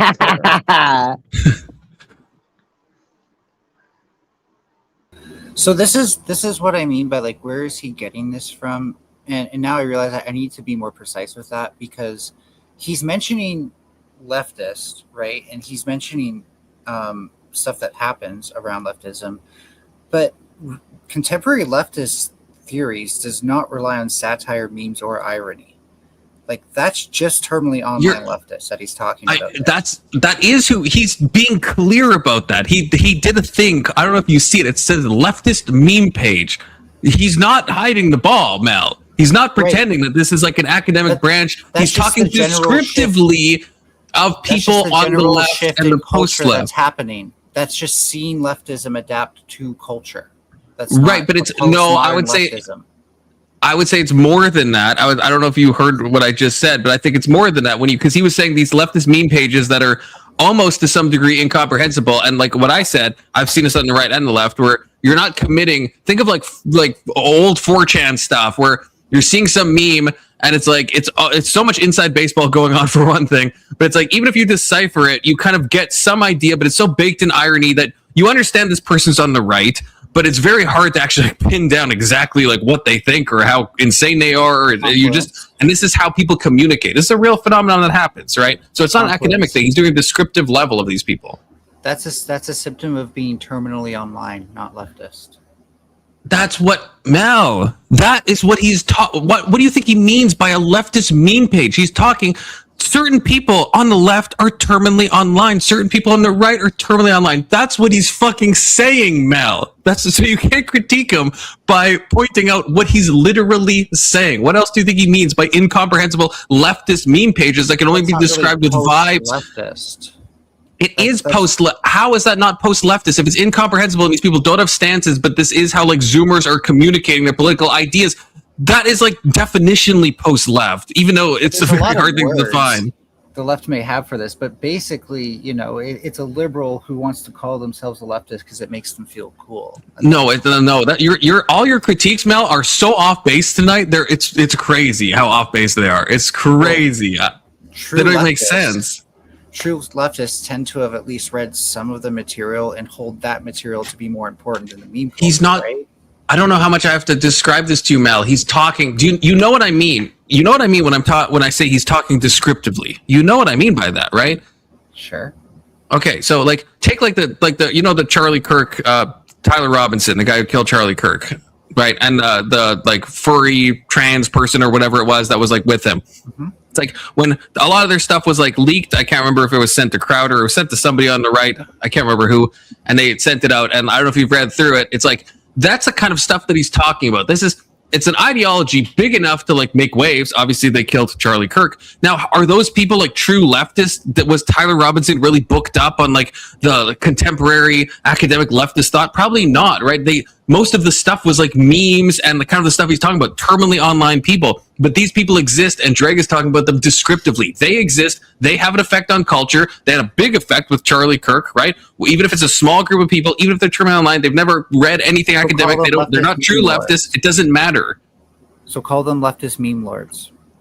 That's fine. That's your term for it. He would probably not disagree. I don't think he'd disagree with that. Descriptive and doesn't. That's fine. Okay, so he's not using the term that you like. Politics. He's talking about people that could be described or might describe themselves as being post-left. Okay, again, this is. I feel like you're really trying to. You're trying to find something to disagree with here, and I don't know why, because I feel like he's just again giving a descriptive overview of either people that are described as post-left or people that call themselves post-left. I mean, yeah, I'm going to be critical of an analysis that I think is trash. You're not. I can just tell you're not giving it a fair shake, Mal. I can just tell. I know you well enough to know you're not. You're already committed to hating this video, which is fine. All of your criticisms are so off base. Like a lot of times you have good criticisms. All your criticisms today have been like incredibly off base, like completely. I could be right that this is what he's talking about. I'm just saying your criticisms. I'm not saying if you're right or wrong. I'm saying your criticisms have not been accurate. If I'm right about what I think he's saying, then you would just be right that's a broken clock fallacy. You would just be right by whim of chance and circumstance. You're not. What he said so far and what you're saying is not correct. That's what I'm saying. Maybe you're proven correct later on. You don't know that right now. Neither do I. Right. So that's a broken clock. If what I think he's saying is a premise for my analysis of what I think is going on overall, then being right about that is not just broken clock. It's not just chance. Just give the video a chance, okay? You will for some reason. This guy's way more on your side than the videos you like. I'm just saying, it's just crazy. You pick weird things to like hate. This person is like way more on your side than like most of the content I react to, and for some reason you got like something that you're just like, I have to like find something to like be angry about when like nothing he said has been even remotely like. He's just giving his personal view of what the post-left is. You somehow repeatedly refuse to deny he's doing a descriptive analysis of how he sees the post-left. That is baked into the video. You can call them leftist meme lords. That's fine. You could have your video and how you see it. This is a personal video of how he sees the post-left. You have to accept that, okay? Otherwise, I would call this post-political science, post-poli-sci, or the memification of poli-sci. Yeah, okay, that's fine. You can call it what you want. Greg's not a political scientist. But this is not your neo princess is now in another castle. You're analyzing this video in a totally like untoward way. We don't need the political part of YouTube to have even muddier waters. I disagree. I find JREG's analysis, I think it's very insightful because so much of politics these days is not.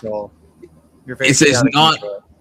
Yeah, probably. But so much of politics, right, is this stuff. Like my Tyler Robinson example, right? That is someone who had a big effect on politics, who doesn't probably know a lot about politics, who is surrounded by edgelord meme culture on the left, right? JREG is talking about that. I know, but you can go deeper than that. You can zoom in, Mel. Not everything has to be the zoomed out reductionistic fucking take, right? You can make a nuanced view about these things. You really do. Don't need more than that. It's so okay. That's crazy. So you just want people who see that's so stupid. Are terminally online. I think that's you're the one who can't comprehend this. To stop there, Mel, you have to understand how brain dead that is. To just say to look at someone like Tyler Robinson, who's terminally online, and then ends up going on to do this like political assassination and to say we just have to stop at him being terminally online. Like there's no further analysis needed. You have to realize how fucking I think that's why insane that is. In memes. Yeah, no, I think it's actually not insane to say this person expressed themselves in memes. Okay, well we're just at an impasse. If you think that is the depth that requires, is just saying Tyler Robinson was terminally online and that just solves the issue and that explains what happened. Solves what issue? No, that's not what I'm saying. On why he went on to do this. Self-contained explanation that someone who is terminally online may associate their day-to-day activities with meme culture because day-to-day life to them is what is foreign or alien. Right. So then why are these memes the way they are? Why would they influence someone to do the actions they take? There's a lot of questions to ask. Him.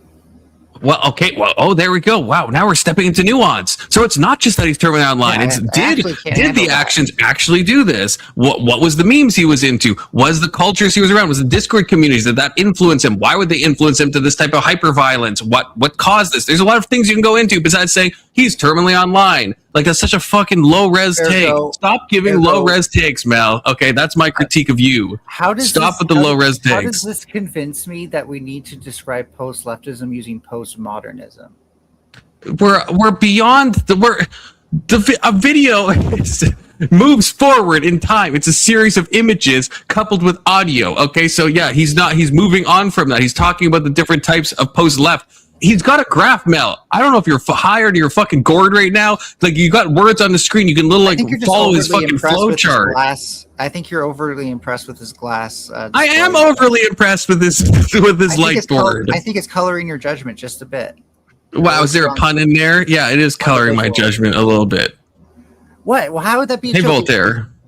Is he not white or something? Because if he's not, I didn't know that. I was talking about well, first of all, he's not fully white, but I was talking about the coloring, the beautiful coloring of the light board. How some of it's like pink, some of it's yellow, and it's like super pretty.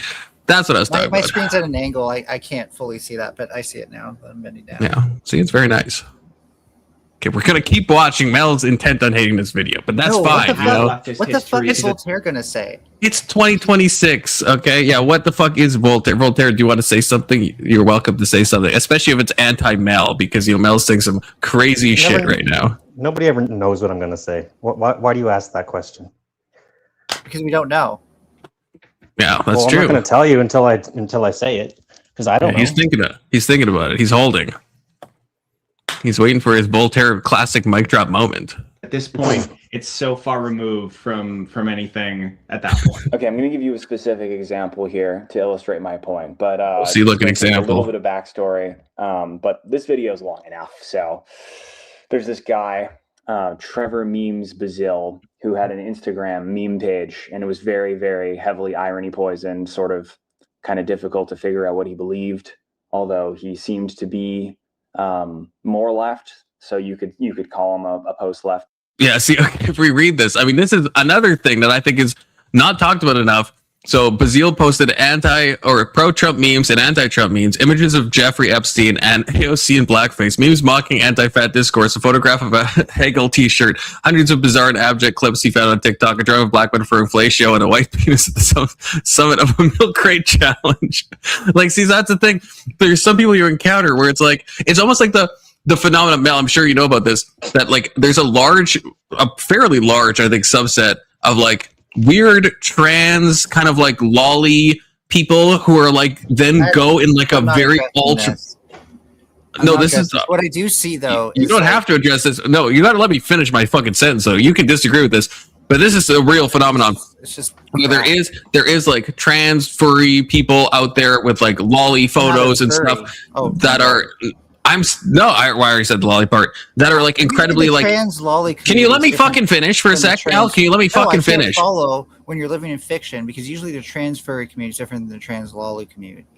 Oh my god, you're just in one of those fucking moods. Just let me fucking finish my sentence. God damn, I'm saying difficult. You're right. Yes, you are. I'm saying we all know what I'm talking. If you've been on the internet, you probably know what I'm talking about. There's people that you would think. My point is, you would think that they would be on the left, but then they're actually like secretly neo-Nazis. So they're like trans people with the lolly photos, oftentimes Yeah, into I get furry it. stuff. And then they're also, okay, so then why are you disagreeing with me if you understand? I'm saying that's confusing. It's similar to this, where you have these people at all of their cultural things, you'd be like, this person must be on the left, but then they end up being someone like neo-Nazi, and you're like, what is happening in our culture that makes somebody so like culturally one way, and all their views you think would tie into the left, but they have like all these like alt-right or like far-right talking points. See, you don't even disagree that this phenomenon exists, and you're trying to like fucking stop my sentences and like fuck with me. That's the way you say it does, but how does it not, Mel? because most of the people who are opposing are actively trying to infiltrate. They're not just being ironic. Anyways, so I wanted to point out how like this person's kind of like they're doing the pro and anti-Trump memes. Like it's almost like their politics are disordered, they're scattered-brained, right? And this is kind of what I see JREG doing, is putting on like a scattered Overton window kind of thing onto a board and saying this must all be post-leftist because this doesn't seem to me like what I consider current leftism to be. And it just shows that, like, you know, such a low res take. I'm sorry to repeat the same critique I have of you, but it's just such a low res take. Garbage in, garbage out, right? Like if you feed an AI model garbage, it's going to give out garbage. When your examples are people who are disorderly because they're terminally online, and you're trying to make that a political thing, other than instead of it being terminally online, then you're also going to get garbage out. That's what I'm sensing here is garbage out. I get it, but it just sounds, I guess I'm just going to be repeating myself. It sounds like you're just basically saying this guy that we're looking at is just crazy. And so there's no point looking into anything that he's saying or how he came to these views. I know I'm giving my kind of low res take of your low res take. You're saying he's disorderly. I'm calling that crazy. Not JREG. I'm talking about Bazile. I'm saying you said he's disorderly, right? He has pro-Trump, anti-Trump, and you're saying, he's turning online. Right, but I'm saying, okay, I'm calling that crazy. I'm calling that crazy. Okay, that's my low res take. Crazy. Okay, that's crazy confluence. Well, that's what I think. Crazy okay, influence. but I think to stop there and just say, oh, this is someone who's terminally online and they just have disordered thinking, I think is missing the point in a very grotesque way, and I don't think it's very helpful. I would say. Isn't all post like leftism and rightism, like, isn't that all subjective, like, to each person? That's why they're post left. Yeah, post yeah. right. I mean, that's why. Yeah, Drag in this video is trying to go through that and figure out what people mean when they call themselves post left. What do people mean when other people call themselves post left or post right? And see if there's any like grain of truth in this statement. Because there is some. I don't know if when you tuned in, but there's some. No, he's not doing that. Stop! Holy shit! I feel like you're doing this intentionally. You're not this retarded most of the time, Mel. You're not this retarded. That's what you just described, confluence. No, that's not. Okay, we're gonna watch the fucking video. We're gonna watch a video because you're just not here for it. Be, more left, so you could call him a post-leftist. He got a bunch of money from Peter Thiel to throw an anti-woke party, which he used to basically make fun of everybody, mock everybody, and just sort of bring a bunch of weird leftists and right-wingers together in like houses to party with them. And then he died. And his friend said basically that he was like a highly open, highly agreeable schizo. And he died because he kind of did too many drugs and partied too much. And he sort of died in this kind of nihilism. So I'll add here anti-politics. This is Murray Bookchin's sort of general critique of this kind of thing. No, it's not. And it applies very well to the post-left. And I'm not even gonna pause for you to say low res takes, Mel. Okay. Orthodox. I'm not gonna do it. Bookchin is a social ecologist who critiques communism. For example, I don't believe you. Based on your track stream, I don't even believe you. Definitionally, they're bad team players. Yeah, they're more critical of their own side. That was Drag, and I trust him more than you right now. They're dispositional opponents. There's a kind of idiosyncrasy here. Oh yeah, that's right. I have different colors. Yeah. So what I'll connect to critical of orthodoxy here is that this is another. I'm sure, Mel. Your tracker tonight makes me really trust you. They're okay. Referring to critiquing communism means you're anti-politics. I'm going to write here political accelerationist as a connection here. This is also because anyone on the post left or the post right tends to be. Mel's on some whack shit tonight. Okay, I don't know if I'm the only one thinking that. Either they were. I think it's fucking whack. Okay, what do I mean by politically accelerationist. Well, if she's a What I mean by communist, she's that always black. is, and we'll get I to think this Mel's a later, post-leftist. they're more likely to break with their I define what post-leftist is. group. Just like Mel, just the unironically, whole thing in general. Mel is a post. She calls herself a post-communist. She just said that. So I think maybe that's why this is triggering her, because she is a post-leftist. If you're calling yourself a post-communist, obviously that would be in some subset of post-leftism, you know? So it just seems like the like irony that. of it is, that's what he's talking about. Just like the constellation of being post-leftist, and the fact that Mel or anybody else is like, that's not post-leftism or whatever. It's like, yeah, no shit, because it's all subjective to each person. That's post. Yeah, an ironic thing. I don't even think constellation. Right, but I don't even think he's trying to be anti like post-left. I think he's just trying to just describe it in some, because it is. Yeah, figure it out. Yeah. Like I think that's why there's a bunch of variegated ideas on the screen right now, because all these things could be considered post-left.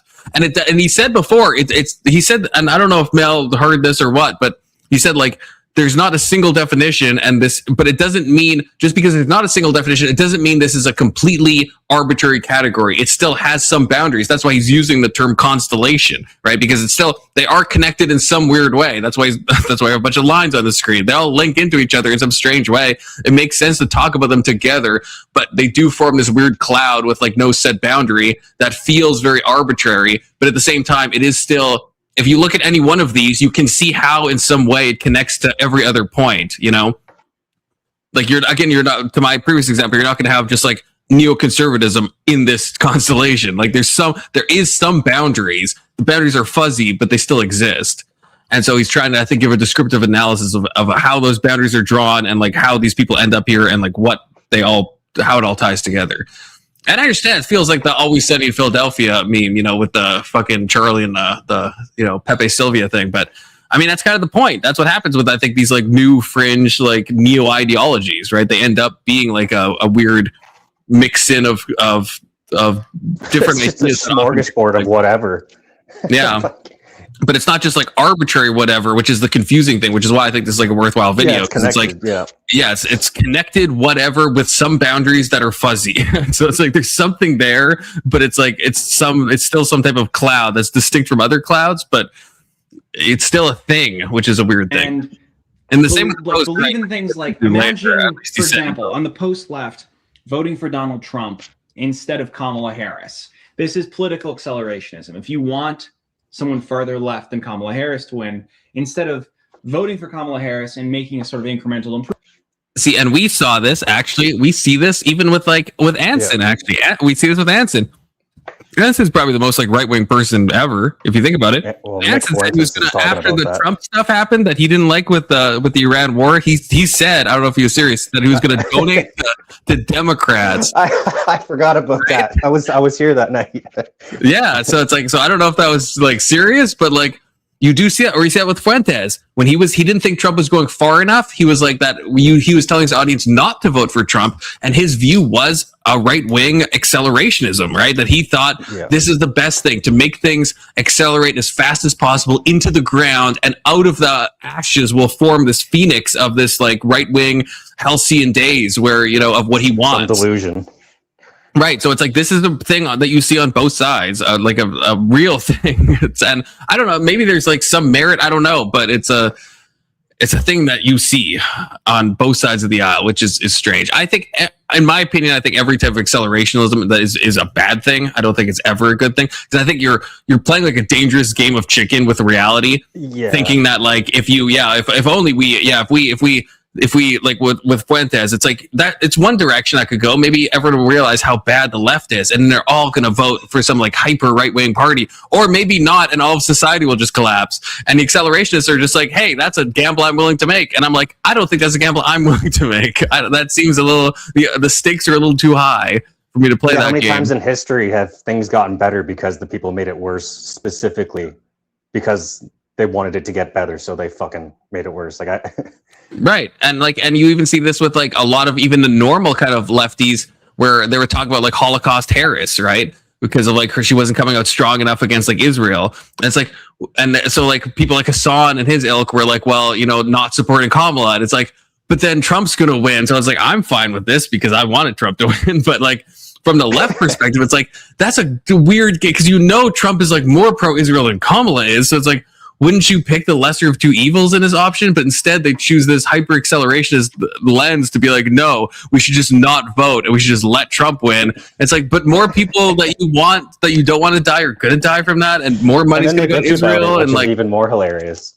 Yeah, and then they like fucking mauled out and seethe when fucking Trump wins. So it's like, I don't know what people want. But again, you see it on the right as well with people like Fuentes. Yeah. So I mean, it's like a both sides thing, but it's like it feels like it's too like doomer pill to me, because it feels like you don't care enough about the future if you're willing to take these types of gambles and just think that you just hope that if you accelerate things far enough, everything will collapse and then the thing you want will emerge from that. And I think that's a hell of a fucking bet to take. Well, it's jumping into the unknown. For Trump, and you make things, in your view, you make things worse. It feels very post-left when someone does something like this. Ghost. Partially because of the connection with ex-leftists, and partially because it is really kind of a screw you to your team. It's you not being a good team player. The connection between political accelerationist and ex-leftist is just sort of this idea like, this guy's not a good team player. They're voting for the other guy. They're encouraging other people to vote for the other guy. This guy's just, the temptation is to just call them your enemy, your political enemy. And oftentimes they're doing more damage to your movement than your actual political enemies. Okay, so 2 more stars I'm going to add to this constellation turned off of by people from your team, lost faith in your tribe. One is moving beyond. So Bob Black said something along the lines of, the left is a failed political movement. The left is a failed project. And so part of the question that he's asking is, what does it mean to move beyond the left? What is after the left? And, his critics would say, well, obviously it led to nothing. There was no meaningful movement that emerged. It did seem to lead to nothing. Black guy, he has zero. There's no cohesion. He's dead and irrelevant. The only reason I'm researching him at all.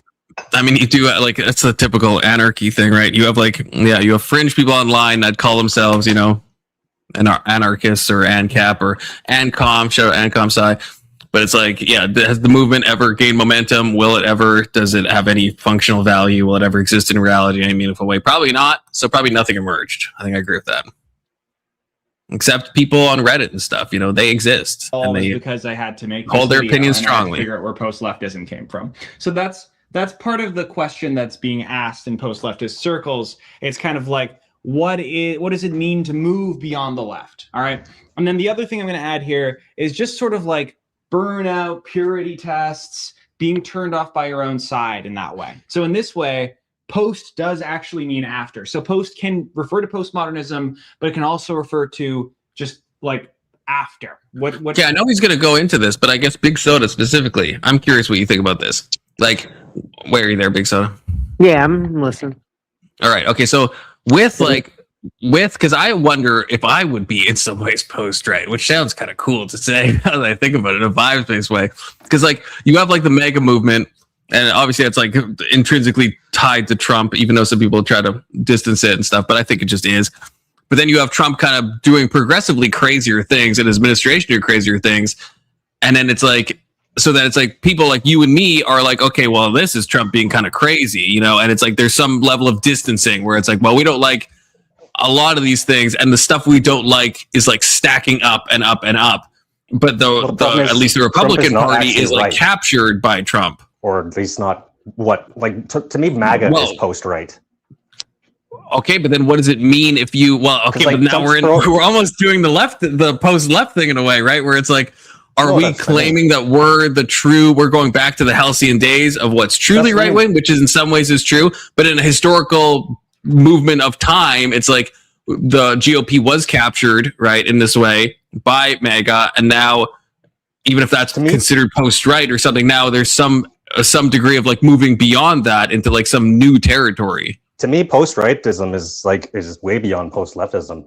Like we're completely scattered. Like that's why none of us can agree on like the Nick Fuentes, the Andrews, the Crowders. It's like everyone's kind of got their own idea of what they think the fucking conservatives should be, like MAGA. So I think post-rightism is even more of a conundrum for us than the left.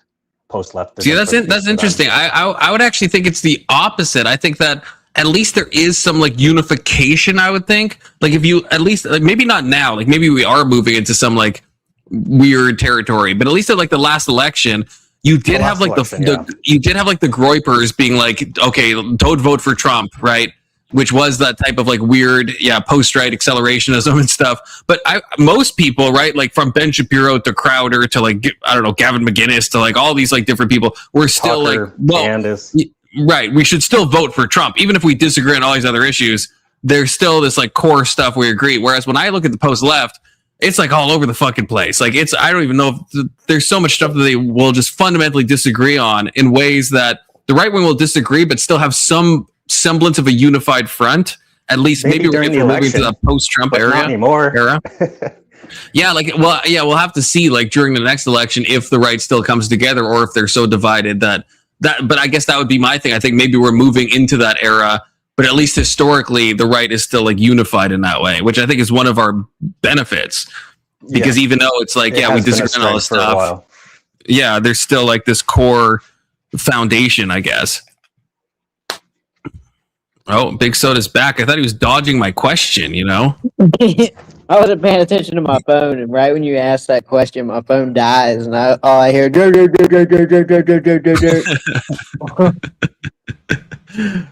can't remember what I asked you now. Oh yeah. No. Do you think we're moving into because I was saying how we're, more of the right, like you and me included, right, are seeing what Trump is doing, and there's the stuff that he's doing that we don't like is like stacking up. So, and the at least the GOP is like quite captured, I guess, by like Trumpism and stuff. So is there a point where we are post-right, or we'll be moving, or will a lot of the right be moving into some post-right territory in the same way that the left is moving into that territory? Because if we I don't even know what we would be, because we're not like typical GOP. I'm not trying to put us in a collective, but we agree on a lot of stuff. We're not going to like, we're not like anti-GOP. There's a lot of stuff in the GOP we don't like. There's stuff we disagree on as well. And there's a lot of like Trump policies that we don't like. And at what point does that reach kind of a critical mass where it's like, this doesn't really define, I guess, our views? Like the GOP or the right wing in America doesn't define us in the way that it used to. And then are we post-right at a certain point is my question. Well, I would probably say, yeah. I'd probably say to be fair, we kind of set ourselves up for it, because when Trump was going into office, we were preaching kind of a big tent mentality. And so now that we've got to the nit and gritty of like policy and stuff like that, we realized, hey, we don't have as much in common as we thought. Fair enough. Yeah, that's a good point. But it's also one of those weird things is I'm not quite sure like what the right represents anymore, because like the people that I would say are big advocates of Trump's campaign, I wouldn't define them as conservatives. So, I mean, I guess you could call it MAGA, but I'm not quite sure what MAGA represents. Like big picture. That's what I mean. Nobody does anymore. What the heck? What is it? It's because, I mean, make America great again. I mean, I think everyone would agree with that, but it's kind of, we all disagree on what that looks like. The prescription is, yeah. Yeah, and we've elected, and I would say Trump still fits that 90s Democrat model, I think. Yeah, exactly. Yeah, I would say, because Tyler represents that, I would say to me, he seems like a 90s Democrat, or more of, I guess, a conservative Democrat.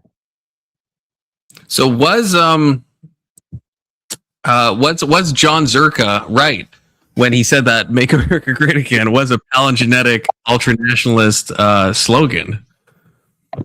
Because it punts back to some halcyon, mythic days. It's kind of vague, and at least maybe not the ultra-nationalism part. Maybe that's the point where it doesn't match up, but it does kind of fit that, where it's like it is like Rorschach test adjacent, at least, right? Where it's like, well, what do everyone wants? I guess this is what you were talking about before, like the sloganeering stuff, where it's like, well, everyone wants America to be great again, but it's like to actually define that, to go to the next step and be like, what precisely do we mean?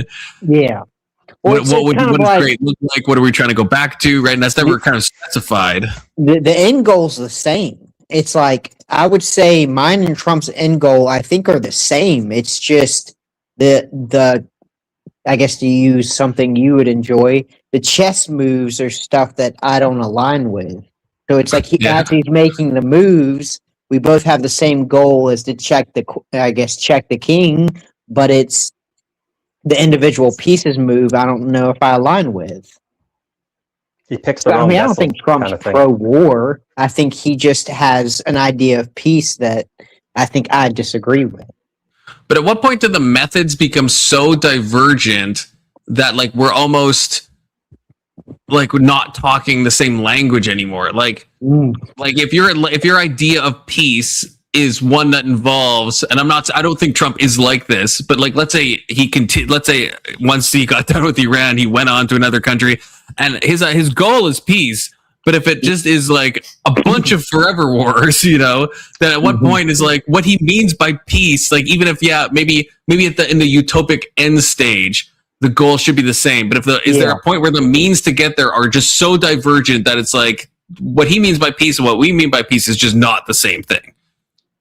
No, I mean, I guess I would punt back to the fact that MAGA is such a nebulous term. Maybe it's not so much Trump's fault as I guess I guess maybe I confused myself by aligning to this political ideology, thinking that it represented me. In reality, maybe it didn't represent me as much as I thought it did.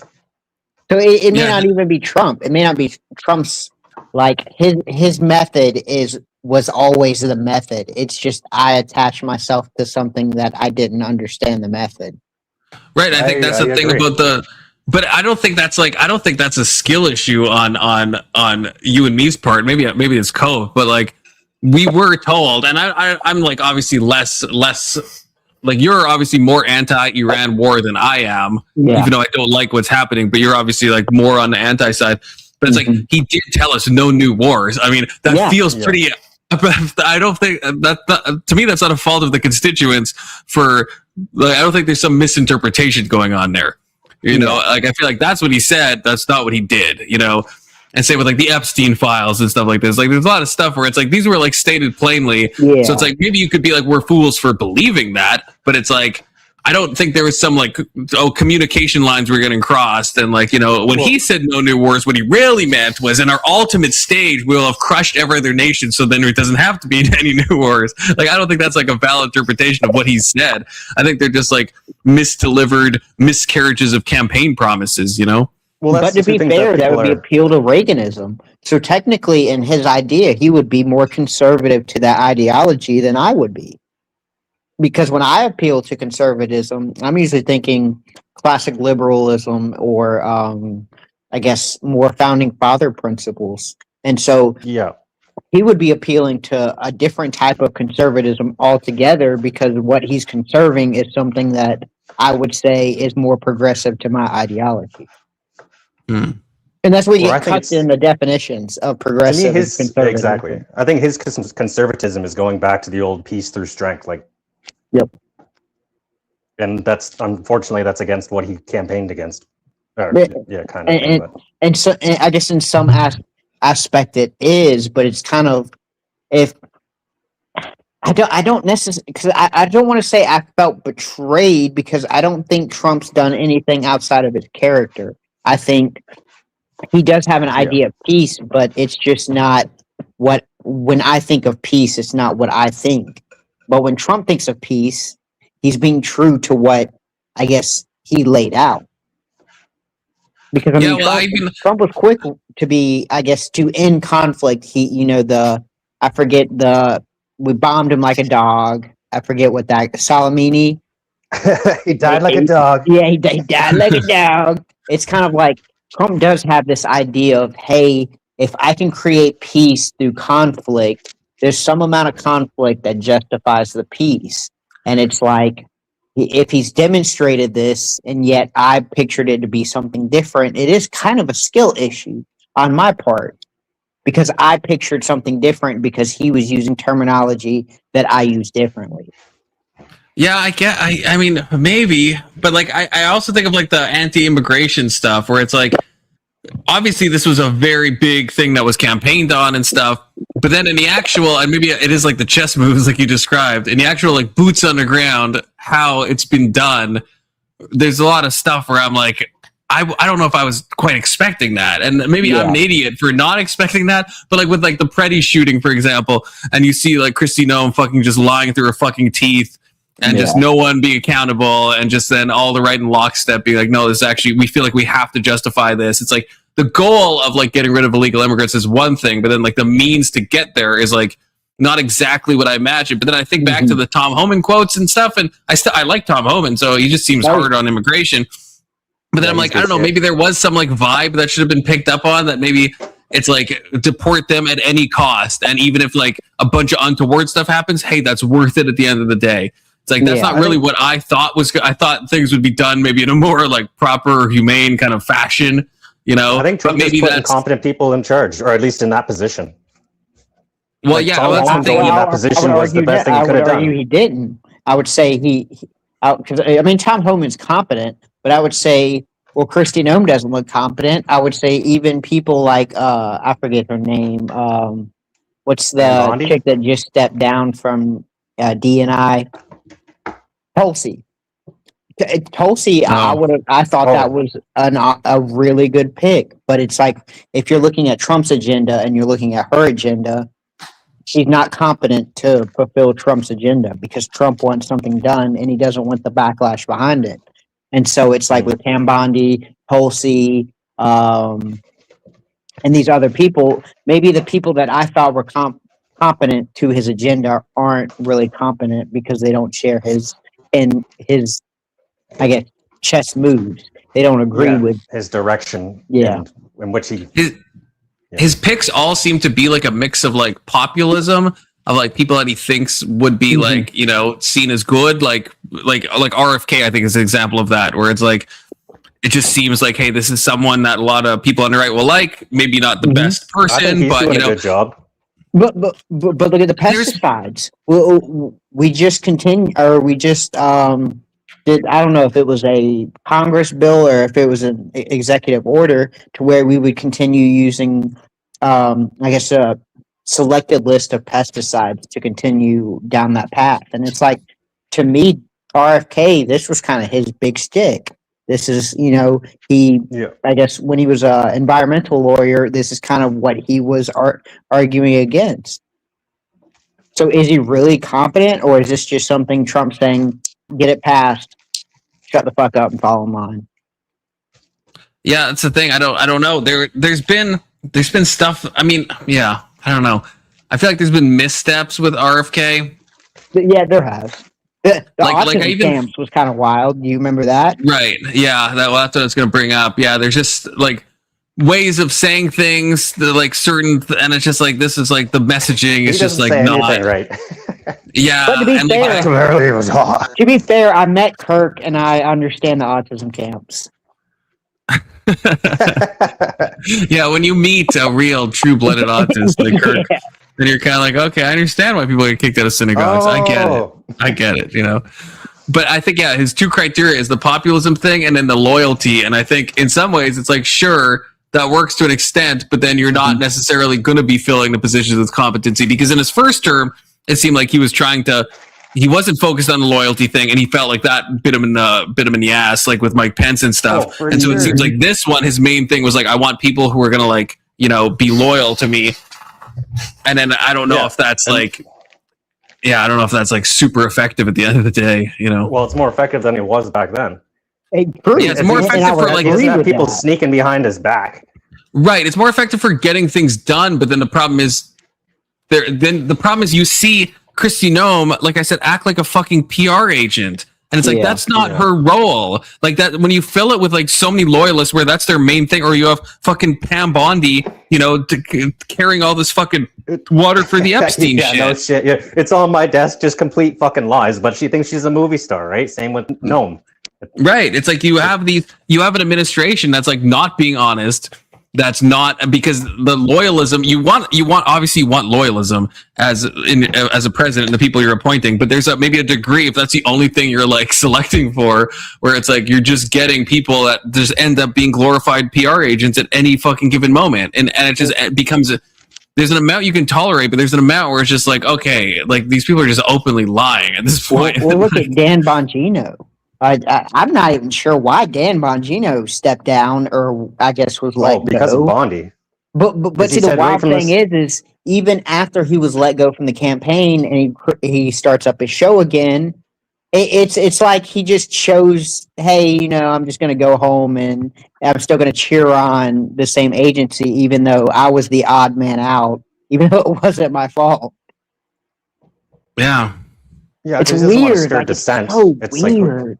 like I can disagree with the methods, but I can, you know what I mean? I can still enjoy the. No, yeah. The ending. Because I mean, overall, if you ask me if I would vote Trump again, and I had the option between Trump and Kamala, I'm still going Trump. It's like there's still a lot of what I want getting accomplished. It's just the individual chess moves that are accomplishing it. I don't think are so good. And because I think that's what Yeah. Bongino where he was at. I think he just said, fuck this, fuck you guys, and I'm out. If this is the way you're going to do it, I'm not putting my name on it. And they're like, you have to put your name on it. He's like, no, I don't. Fuck you. But see, he left and he's still putting his name on it. He's still defending the Epstein stuff. He's still saying, this administration's, it's wild because it's in a different, like his name isn't he doesn't have a big of a stamp, Now it's just like a small stamp. That's true. He can't be blamed for things anymore, kind of thing. Because I mean, what happens when the party still fits you? It's just you disagree with certain moves that are being played, and when you call them out, you're no longer MAGA, and so you get attacked by MAGA. But you're still overall being like, hey, and like if I look at this as a net positive or a net negative, this is still overwhelmingly a net positive. It's just. When I point out as an issue, it's that woke. I won't say woke because that's a nebulous term, but it's that orthodox leftist position to where either you fall in line or we call you out for it, and it's like the right adopted this. I feel like AOC to a degree, maybe. Yeah, I feel like fucking AOC. I point something out, and then fucking Nancy Pelosi's down my throat calling me out. She fall in line. Those two people are silly people. I think I agree. Like, at least, like, I still don't regret, my Trump vote either, and I think probably for similar reasons. And also, I think because at the end of the day, like with someone like Kamala, it's like. With Trump, to use the chess analogy, maybe I agree with the overall goal and I disagree on the moves. With someone like Kamala, I disagree with both. I disagree with the end and I disagree with the means to that end. So it's like, at least with Trump, there is an end game that it's like, okay, we have the same final goal, hopefully in mind, but the means might be incredibly untoward. But with Kamala, it's like, both of those things are untoward. So it's like, why would I pick that option? We're going to have untoward means to get there, and we're going to have an untoward goal at the end of the day if the means are successful. So it's like, to regret the vote, I think is just like, like what? I don't know. Just to have two rose-colored glasses on for fucking Kamala. Let's go through, a quick list of like Trump's so far, his accomplishments. I mean, to me, I think he's on the right idea with tariffs. I don't really like the big slap on everything confluence. I think you've overall convinced me of this, but it's kind of, it should have been selective, but the idea is there. And it's like, well, I would rather want the attempt of that idea to say, hey, there has to be some fairness when it comes to trading, and we can't be getting taken advantage of by places like China and stuff like that. So I agree with that, but it's like, that's way better than whatever the fuck Kamala was going to do. I'm not even sure her economic policy. So it's like, if I have to stand 10 toes with, my heels hanging over the ledge of things I don't like, my foot still being stabilized by the fact of, hey, I think Trump's hammering in on something that is a problem. And so it's better to have a little bit of solutions than it is just to have my whole, body hanging over the ledge. And I think that's why Trump won again is because most people were they knew that Kamala Harris was just going to be status quo but worse. So they're like, It's crazy. It's crazy that Kamala is talking about running again. I mean, I hope she does, so she can lose again. But it's fucking mental, and that she's polling that's for sure. in the polls on like approval or whatever they're called. Approval. I don't know what they're called before a primary even happens, but she's polling like higher than everybody else. Which I'm like, how did the left learn nothing? Like, that's just crazy to me, because I would be more afraid of an AOC run, to be honest with you. I just feel like that would be more popular, but apparently not, because I agree with Lobster that Kamala is extremely unlikable at the end of the day, just on that note alone. But it's like, I feel like the left will run her and they will lose, which again, don't threaten me with a good time, but it's just crazy that there's no lessons learned in that from the left. It's just, that's wild to me. And see, the one woman who came from the Democratic Party that I would even have a thought of voting for was like quickly kicked out the moment she ran against the orthodox traditional position against Hillary. And was it 2016 the first time she ran, and then in 2020? It's like the moment Tulsi entered the field, it's like when she became competition, they treated her like shit, and she was probably the most competent woman they've ran so far. I mean, it's the same with Bernie, even, right? Like, he got right. I'm not a Bernie fan, but they got rid of that shit. Yeah, they just they stamp things out. Yeah, it's crazy how quick and easy they do that after screaming about them for so long. The DNC just seems like so fucking corrupt to me. Like, with all the stuff with Kamala just like being like shoe in, there's like the fucking candidate and all this stuff. Have you ever gone down the super delegates? Briefly, yeah, like with the primaries and stuff like that. So it's like they have an oath to the Democratic Party that they'll vote in favor of what the majority wants. But then you get in a position like Bernie Sanders, and all the super delegates kind of push their vote to Hillary, and then Bernie, bows out, gives all his support to Hillary, and it's like Bernie's campaign was fucking. I mean, that early 2015 to 2016 announcement. I mean, Bernie looked like the front runner. Yeah. Yeah, well, that's the thing. If the DNC if the DNC was like fucking burned to the ground metaphorically and then like rebuilt, then I think there would be problems. Because I also agree with the comment from Lobster. Feels like a turkey sandwich would win against Republicans, and a turkey sandwich would. Yeah. But you know who won't is Kamala, because she's worse than a turkey sandwich. And so it's like, if they just if they let normal primaries happen and didn't do their fuckledry, we would be in trouble. We'd be in trouble on the next election. Right now, I'm not sure, because if they run fucking Kamala again, I think it doesn't matter about the optics. I think Kamala's going to fucking lose again. Well, it's like, the DNC is getting in its own fucking way. It's blocking its own shot repeatedly. Lobster's onto something, because when Trump ran, we're talking someone who was a 90s Democrat, who I would say was probably not the most experienced person in politics outside of, his normal Democrat positions. It's like he copied Bill Clinton's playbook, and he dominated the Republican Party.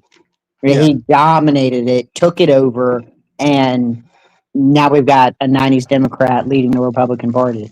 It's like the Republican Party is so weak that all it took was the right persona to take it completely over. Yeah, that's true. But at least that's something that can happen, because I feel like if that does happen on the left, then I think we're screwed in the next election. But the thing is, again, I think the DNC will block some, because a populist Democrat would probably fucking win, but because they are so committed to intersectionality and who they want to specifically win, I just think that's you're not going to have it. They're going to run another shit candidate and they're going to lose again, which again, I'm happy about. But on the other hand, I'm just like, why? Like, why do this to yourself? What happened to the last a populist Democrat that won? I don't know who even would be the last populist Democrat that won.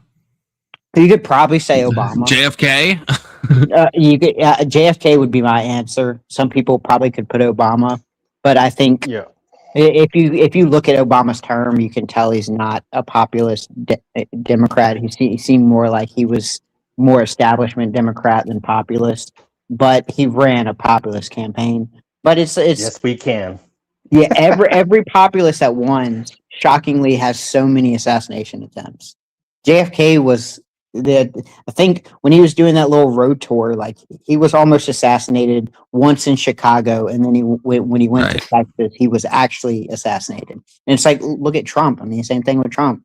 The weird thing is when you zoom out and you look at global politics, look at how many populist leaders are actually getting arrested, have been assassinated, or have been attempted assassinated. And it's like, well, okay, conspiracy hat on. That's a big number. The number's bigger than you would expect. And it's like, okay, sometimes you see patterns in weird places, but it's like, damn, why is there this pattern that exists inside politics? At some point, I want to, you probably know a lot. Well, you definitely know a lot more about this than me, Big Soda, but I want to do like a deep dive on like the origins of the DNC and like how exactly all this stuff came to be. Because I know the results of what's happened in like recent years, but I don't know like how we exactly got here in this situation. Because the RNC is also probably shit, but it feels like less shit. It feels like way less shit than the DNC.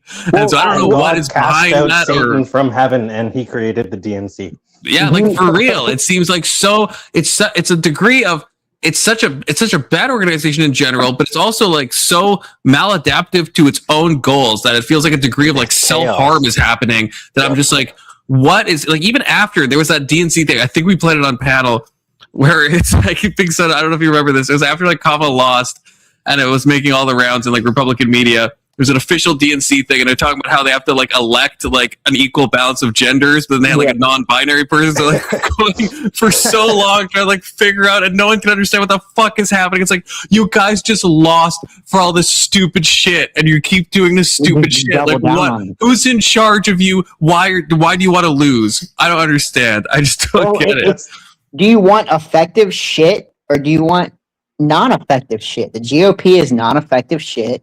And so they're not effective. So it's like you can count on them not to be effective. So it's like the shit doesn't seem that bad because it doesn't do anything. It just sits there. And then you got the effective shit that's always doing shit. And it's like there's a lockstep within the establishment of the Democrats where it's like they're getting shit done. It's like every fucking Democrat election shit gets done. But then you think of, I guess, conservative or Republicans, and it's like the two biggest go-doers were Trump and Reagan. Outside of that, Republicans just will kind of sit on their hands and kind of be roadblocks.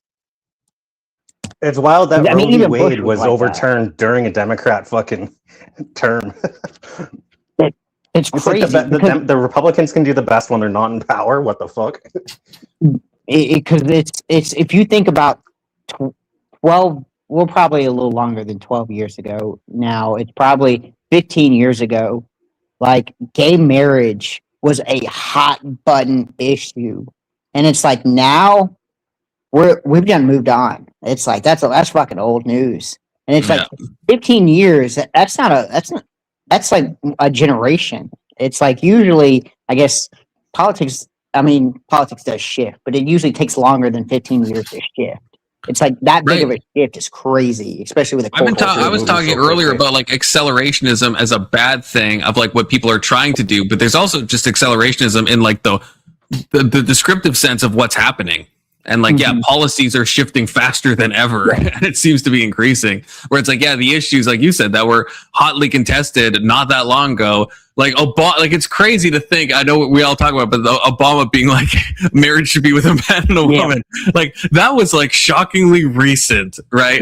And now it's like, we're like, you couldn't imagine a Democratic frontrunner. They would never, it's unspeakable. It's now it's like overturn a Bushfeld. It's like a fucking Michael Knowles and Lila Rose side project, right? And that's seen as like, this is some like far right thing to overturn a Bushfeld.